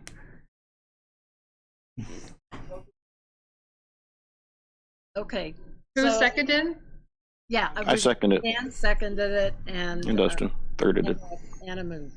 So all in favor of allowing me to go ahead and draft a letter based on our discussion and comments and the board approval, and we'll get it sent out. It'll have to be ratified at our January 17th. Send it. Raise your hand if you support the motion. One. Pat, are you a yes? Pat? Just a second. Yeah. Yes, I'm a yes. Okay, because I don't have your visual right now. I was muted. Sorry. And are you a yes, or are you raising your hand? Okay, 1, 2, 3, 4, 5, 6, 7. Jackie, are you a yes? I am. Okay, I think we have 9. Thank you. 9. And yes. you got 10. I'm voting yes because I voted no on that one, just because I wanted to talk about the EO. So Thank you, I'm giving you a yes for this one. I appreciate it. Is there any opposition? No. Okay, then that motion passes, and comments will be submitted, and we appreciate the assembly to consider our input. That would be great. Kathy, what was the total yes? 10. 10, okay, thank you. Okay, let's see, moving on to, and I'm going to need a motion to extend our meeting. It is 9 o'clock right now. I apologize that we're running. Second. So moved. Second to the CAF. Motion to approve. Extend for how long? 10 p.m. Okay, we will not be going that far. Let's do it. I mean, let's open the, We typically extend meetings by 10 or 15 minutes, knowing that people have been here for more than 2 hours. So if y'all want to stay up, let's open the city back up 10 minutes at a time. All Dustin right, has to take notes if you guys go that late. I have to go to bed. Dustin, please stop. We have serious business to discuss. Okay, Dustin, can your motion be for 10 minutes and then, how about 15, so that we have a little breathing room for our committee report? How about 17, just so it's not a 6? Okay, do I have a second on extending for 17 minutes? 9:17. Dan seconds, okay. Is there any objection to extending for 17 more minutes? That would be good. If not, we are extended. I appreciate that. Our next agenda item is important, and it's always so sad that this kind of gets tucked down at the bottom as our committee reports. Anna, I might let you take the lead on discussing some of the items that we covered when we met on November 12th and and then I'll just weigh in when I need to. Sure, I'll be very brief. So we had a committee meeting back in November between our last our last council meeting and now. So we discussed a couple different things. The first one was the R4A. So that's an amendment to the zoning laws for that particular district. And they are essentially looking at how to encourage more housing being built. For example, allowing commercial uses to be built first, to do it in phases, and some other kind of physical or like landscaping and other recommendations. So so we actually did not recommend any action on that because there is no R4A in our area. There's actually not that much in the city currently. There's several areas that are recommended to become R4A, especially along Spenard Road, but we felt like there wasn't anything for Turnagin specifically to comment on, so we're recommending no action. The next one, last month's meeting, we heard a presentation from a person from Vitus Energy who purchased the old Shell station on the corner of Northern Lights in Minnesota. So he presented in the council meeting, and then we discussed a little further kind of the recommendations in terms of amenities there. And so we drafted a not so much a comment letter, but just ideas from council members about what could go there. So for example, it's close to the high school. Somebody brought up having a nice ice cream shop there. People were excited about having laundry facilities there. So that one isn't kind of formal action, but we and we're still kind of working on that draft, but we wanted to provide that input back to Vitus. And then the last one, the Anchorage local landmark register ordinance. That one's actually a new item that we did not talk about at the committee, and I personally haven't read yet either. So and I know they needed some comments shortly, so we could either have a committee meeting or we could make recommendations to the board on that item, but I don't have any specifics for that one. And that's it. Thank you, Anna. Yeah, that last one, the Anchorage local landmark register ordinance. I just got information, well, I wouldn't say just, but I just passed it on to the board. I should have done it a week or so earlier. Had a nice email exchange with Jenny Blanchard, who is Turnagin resident, but also on the commission that has helped put this together. And oh, is she off now? She is.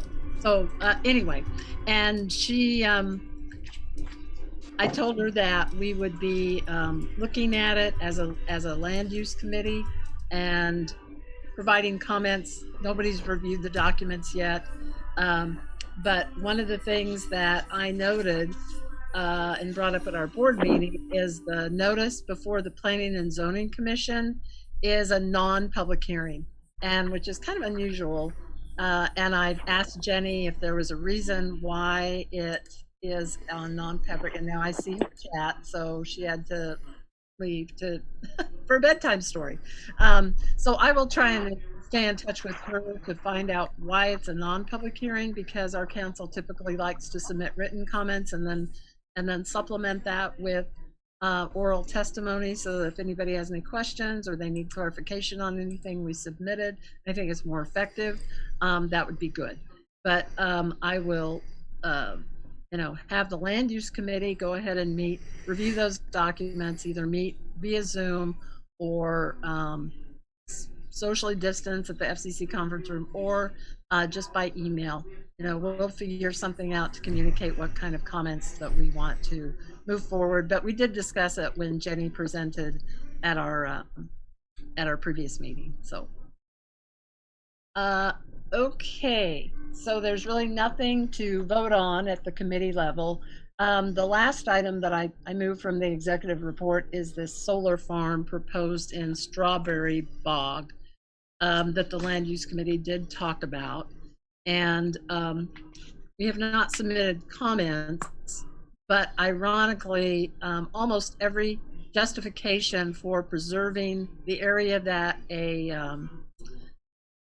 private entity who wants renewable resources, I think, or renewable energy, wants to build a gigantic solar farm on Strawberry Bog, which is the Connors Bog and Strawberry Bog complex along west of Minnesota Drive, is you know, it's all one, really one wetland, but they have two separate names. And the Heritage Land Bank Advisory Commission has already passed a recommendation to sign a 30-year lease with renewable energy at less than fair market value, which is, you know, pretty unusual. They're not a nonprofit. I know that HLB land can sometimes be leased at less than fair market value to nonprofits. This is a for-profit company, and it's all those planning documents that I talked about before with regard to Connors Bog and the snow storage site study selection recommendation applies to Strawberry Bog as well. Whether it's the Wetlands Management Plan, the West Anchorage District Plan, the 2020 Comprehensive Plan, the 2040 Land Use Plan, etc. So it's one of those things that I think, because Turnagin participated so heavily, especially on the West Anchorage District Plan, and I was served on the land use working group back when the 2020 Comprehensive Plan. Again, there was no discussion about any kind of private or public development. Those were to be preserved, and because of their high value. And so I guess we'll let it up to the body to see if we want to continue following this and provide comments, even though, because this ultimately will again go before the Assembly for approval. But Sandy, I see you have your hand raised, so please go ahead. I do, and I'll be quick because I know we don't have much time. So one, I'm all for solar panels, and actually I put some on my house last year, and I would tell everybody they work great. But this project strikes me as perhaps, and I don't know a lot about it, but perhaps moving too fast. The first thing is that you know, if we've learned anything about wetlands, it's that we have rather vastly underappreciated them. We've destroyed them, and we then sometimes spend a lot of money trying to put them back together, which usually doesn't work that well anyway. So I'm concerned about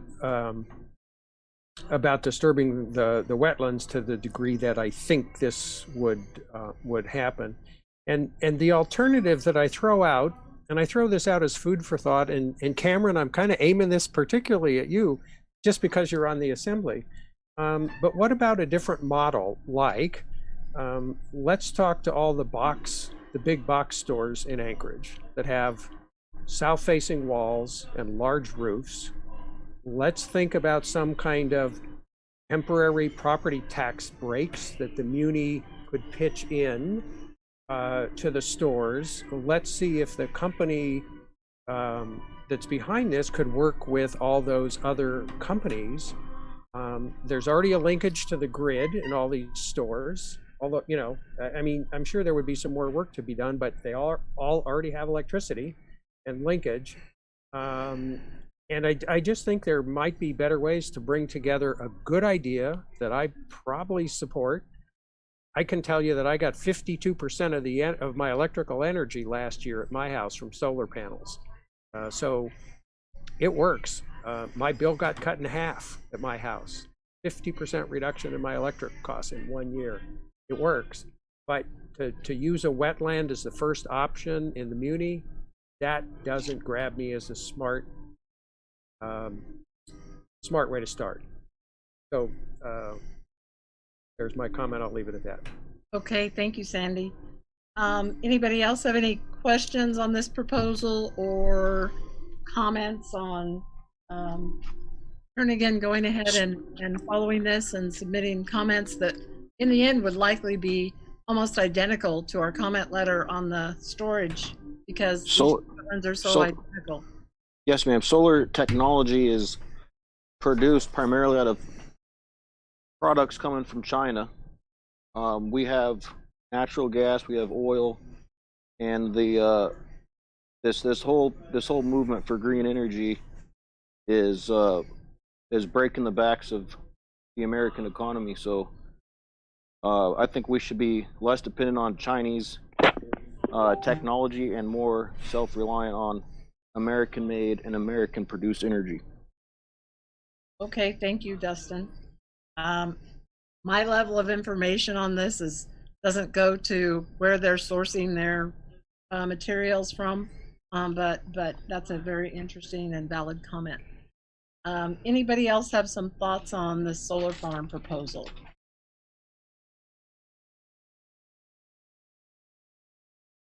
Does anybody want to, for the council to take any formal action in terms of, like I said, this has already gone before the Heritage Land Bank. I'm not sure if this goes before the Planning and Zoning Commission, or it might actually go before maybe the Urban Design Commission, since it's municipal land, and then ultimately before the Assembly for approval or not. I'm sorry. I propose the body for someone to propose a motion to strike this down at the kneecaps.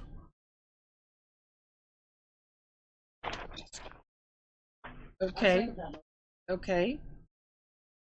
Move to just to oppose the use of Strawberry Bog for the solar farm project. Yeah, it stinks to high heaven, whatever they're planning. Okay, and Dan, you second. Okay. Discussion, please. Just for the record, my solar panels were made in Huntsville, Alabama. Thank you, Sandy. Thank you, Sandy. And that's something that we could find out from renewable energy. Now, that's something we can find out. But assembled and the products made to use it are two separate things. okay, so there's a motion on the floor. Does anybody have any other discussion? Dustin Sherman, I see you have your hand raised. I can speak a little bit on solar panels. I actually was in California for about 10 years and I moved back up here. The place that I worked was a 50-lane bowling center, and we had wall-to-wall solar power across the bowling center, the entire place. It was used as a backup, and it also helped cut down on our energy levels. Like, I think it was 75%. And every single one of those, in Dust and Darden, I hate to tell you, but they are made in the United States. In fact, they were assembled on our building. And they were also made in Huntsville, Alabama. So we did help out the United States economy when we put them on our roof. So not everything comes from China. Just not to disagree with you, but that's my experience with the ones that we put on there. Okay, thank you, Dustin. I appreciate that.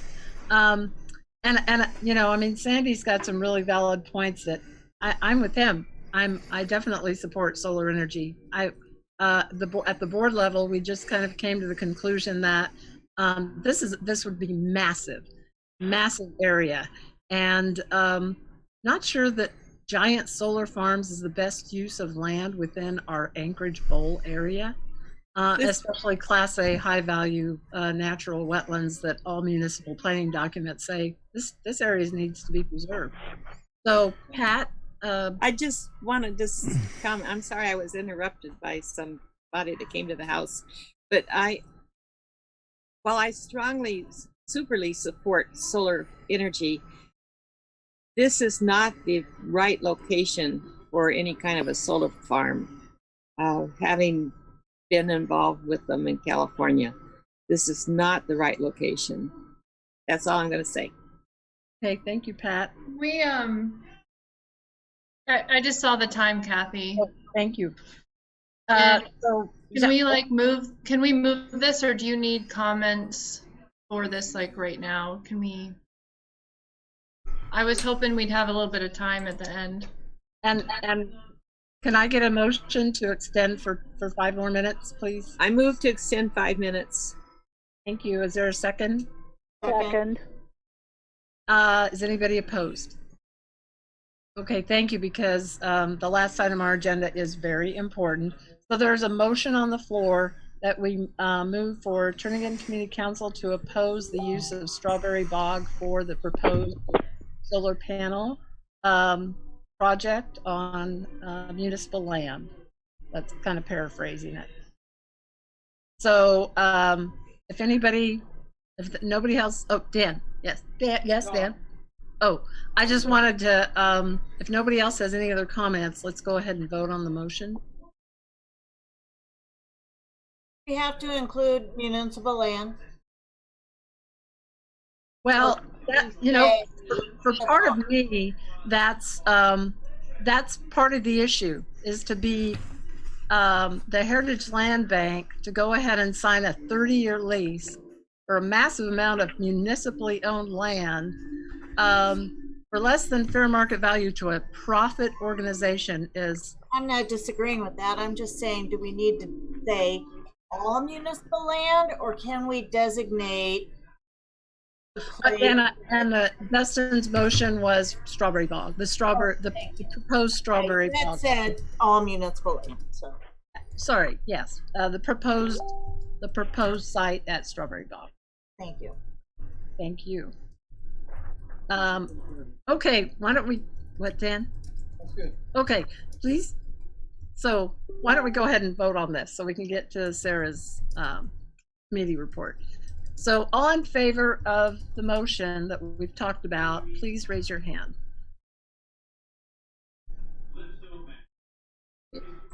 And was that to oppose? Yeah, I'm sorry. It is, yeah, I apologize. To support the motion to oppose the proposed site. Thank you. Thank you. Okay. Raising my hand. Andy, we need your vote. Andy or Sarah, are you voting? I'm raising my hand too. No, I'm going to vote no on this one. Okay, so let me do a count again. Please keep your hands raised. Thank you. What else are we going to use the bog for? 4, 5. My backyard. Let's make some money. You guys don't like coal, but you don't like green energy. Environmental needs, maybe. Are you what do you people want? Sarah, like coffee, Sarah. This is to strike down the. Is anybody opposed to the motion? Opposed with the hand raised. Is anybody opposed to the motion? Sandy, No. are you opposed to the motion? I'm not opposed. I'm with Kathy Gleason on this one. Wait, Sandy and I are pro solar. I have 2 opposition. Okay, and so that motion passes. And All right. Just briefly to address your concerns, Sarah, what else are we going to use this land for? Right now, it's being used a lot. One other person testified at the Heritage Land Bank public hearing via Zoom or via phone besides me, and he is a neighbor directly adjacent to this property. He said year-round, summer, winter, he walks his dog in that area every day, sees moose every day, and a lot of people recreate in that area. It's also ranked high value in hydrology, wetlands, you know, the whole bit, wildlife, corridor, etc. Can we have both? It is being used. No, they would fence off their project entirely. Okay. Yeah. So sorry I left that out. But anybody else, if they have questions, just let me know. Okay, Sarah, please. China is the primary source of silica products used in solar panels. You have. Okay, I'm actually going to be really quick. I'll post the link to the project. If you don't know what the Spenard Beach project is, then we always leave it till the end, so that's probably why. But you'll get an email this week with a donation request. It's kind of a weird time to ask for money, but this is a matching grant that if we don't, sounds familiar, but if we don't use it up, then we won't get to use the match. So we need to raise another about $5,000, I'm rounding, to make the match happen. And so I'll send out the link. You guys will get a mail flyer, and we appreciate any support, $5, $10. It all helps. And then I wanted to give Paul Berger like 2 minutes of time, since I cut him off earlier, just to talk to everybody. And then of course we invite you to talk to the board. But it's kind of a now or never time. So Paul, if you want to take a couple minutes. Wait, Sarah, you don't have that ability to do that. Only the chair does. All right, I'm running for chair. Oh, good. I wish you had said that last month. I think I was on vacation. I think I was in Vegas. Paul, again, I appreciate your time. We did discuss it briefly, Sarah, and please feel free to join in that discussion, Sarah, when the board, I'll make sure you're included in emails so that we can figure something out on that resolution. Okay, I have 30 seconds. Please, Candy, please. 30, Paul. Go. 30 seconds, guys. We've been talking about a lot of things tonight. I'm watching my timer. The most important thing going on in this city right now is not solar panels or everything else we're talking about. We have people killing themselves. I've had 2 suicides in my business, 1 attempted suicide on Thanksgiving evening. I own a bar. I have 70 apartments here in Anchorage. I'm watching children struggle with school. I'm watching parents who are ill-equipped to deal with schooling. The resolution I proposed, we wrote it quickly. I think Cameron is on with me about maybe readjusting how we're looking at the data to get these things open again. We've chosen to close down this city over Christmas. It's god awful. If you look at our numbers, January and February in the bar business are pathetic. Christmas is it. And that's all I got for you guys. I appreciate you letting me speak, Kathy. Dustin destroyed this whole council meeting, in my opinion. That's the truth. Well, let's just the most run council meeting I've ever been to. But that being said, that's what I want to get out there. This is important. This is serious. People are dying, not because of COVID, but because of these mandates and restrictions. Okay, That's all I've got for you. I'll stop now. That's it, Pam, and then I'll have to adjourn the meeting or move to extend again. Yeah, this is my only question on the issue, and that is, when we look at the data that's provided, Paul, do they do it on a rolling week or a solid month? Talk to Cameron. Cameron, do they do it on a rolling week? So do they take a 4-week period on a rolling basis for these calculations, or is it just a pure 4-week data? Not as simple as that. It's a longer answer to your question. They factor in a lot of different data in order to make and I as I said before, I'm not necessarily in favor of it, but they have a strong basis for the decision that they've made. So what would be the best happy to talk with you. What would be the best ask the algorithm that they use to calculate? Bill Gates, the United Nations, Communist Chinese, the people who Dustin, want to. please stop. Hey, you better get it, girl. This is what's going on. If you want to talk with me, I'll be happy to give you more information and that would be good. And Amber, I saw your hand so briefly. Please. I work in the restaurant industry. I've worked at Simon Seafood for 11 years, and Table 6 and Hot Quarter Grill are probably never opening again. Marx Brothers is probably never opening again. I don't think you guys understand that these thousands of chefs and bussers and servers and people like me aren't going to be able to get presents under the tree. This should be a day by day, week by week. We need to help get these bars and restaurants open at any possible capacity, because should be, our kids need to go to school and I want to go to work. Thank you. Thank you, Amber. I appreciate it. To the chair, Jamie Allard requests to talk. Can we let her talk real quick? No, I think you weighed in on this pretty well. Dan, you haven't said anything yet, and then Jamie Allard, actually. Oh, Dan just moved to adjourn. I Do I have a second. second? Yes, I second. Oh, Jackie, your seconds. Okay. I do. Hey, can we do like a extended folks stay on or something? I'd really like to hear what Jamie has to say. She Me is too. an assemblywoman. We absolutely can. We just need to adjourn the meeting. See, now I'm we have up. to move Thanks to- a lot, guys. Okay. all your packages. You're in it now, Sarah. Hang on. Please, Sarah. Might as well pull an all-nighter. Please, I have the floor. Well, if anybody wants to call me, I already posted my phone number. Jamie, please. So my number and my email's Jamie, address is on there. If you want to know figures or numbers, go ahead and call me. Please. This is the chair speaking. Please. There's a motion to adjourn and a second. All in favor, please raise your hand.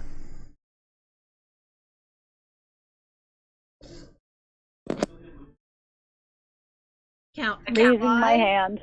Oh, yeah, Jackie, I counted your hand. So I've got Dan, Jackie, me, Stephanie, and Anna. So I've got, and Jonathan. So I've got 7 now. Opposed to adjourning, please raise your hand. All right, Nose. You got to be A little bit loud. Pam, Sarah, I've got 3 so far. You got it, Dustin. Everybody know. You I gotta got get Dustin. this one going. So that 10. motion fails. We're adjourned, but I absolutely, as far as I know, again, I'm not a techie, so thank you, everybody. Meeting is adjourned. I assume we can continue this discussion. I don't know that we will be cut off. If we're cut off by some arbitrary person that is in the sky somewhere. It probably couldn't. I wonder if it couldn't go on record, because then I'd have to take minutes and stuff. No, none of this is on record, Sarah. But I'm happy to allow more discussion, and I apologize, Jamie. Thank you for joining our meeting. I cut you off. If you would like to say something now, please. And I appreciate your attendance. Kathy, I was just letting people know I did post my number, my email if they had additional questions, but I find that you're being gracious enough to let this go off record, so that's fine. There's a couple questions I could answer, and I think, Pam, can I start with you? I think you had something about numbers. Yeah, that would be great, Jamie. Can you ask the question one more time just so I have complete clarity and I can answer it for you? I'm just curious, whether it's a single criteria or a matrix of different stuff, is it based on a set 4-week schedule, or is it based on a rolling 4-week average? And you're talking about why we're locked down in the COVID numbers? Am I understanding that? Yes, I'm wondering, well, the question has been to change the way the numbers are calculated. And for me to understand whether I think that's right or wrong, I have to know how they're calculated in the first place. So I wasn't sure if it was a rolling basis, right, or if it's a set week. So I will tell you that I'm in meetings with the governor's office and our Department of Health and Social Services that I listen to twice a week. And in these meetings, I did also ask, and I was in a meeting a few days ago with the Muni epidemiologist, and there's no scientific proof that locking us down for 4 weeks is going to work. This is experimental. And so I did go into asking other questions, and I did get the responses. We've been locked down before. Do you not understand or realize, or is there a possibility that once we open up again, we're gonna peak again because you have us all confined, and then we're gonna go out and we're gonna mingle again?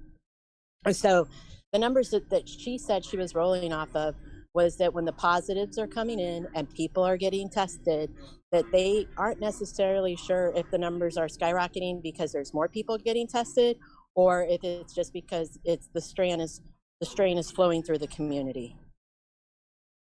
I don't know if I'm hitting on what you're asking. Well, I have a question. Not really, but I'm not obviously expressing it in the right manner. Well, I have a question, Cameron and Jamie. I'm happy You're to answer. privy to more information. One of the matrix that I heard about over and over during the past 10 months is your percent, regardless of how many are tested and how many are test positive. It's the percentage of that's the concern, and if it's 5% or less, then we're in pretty good shape, moving along.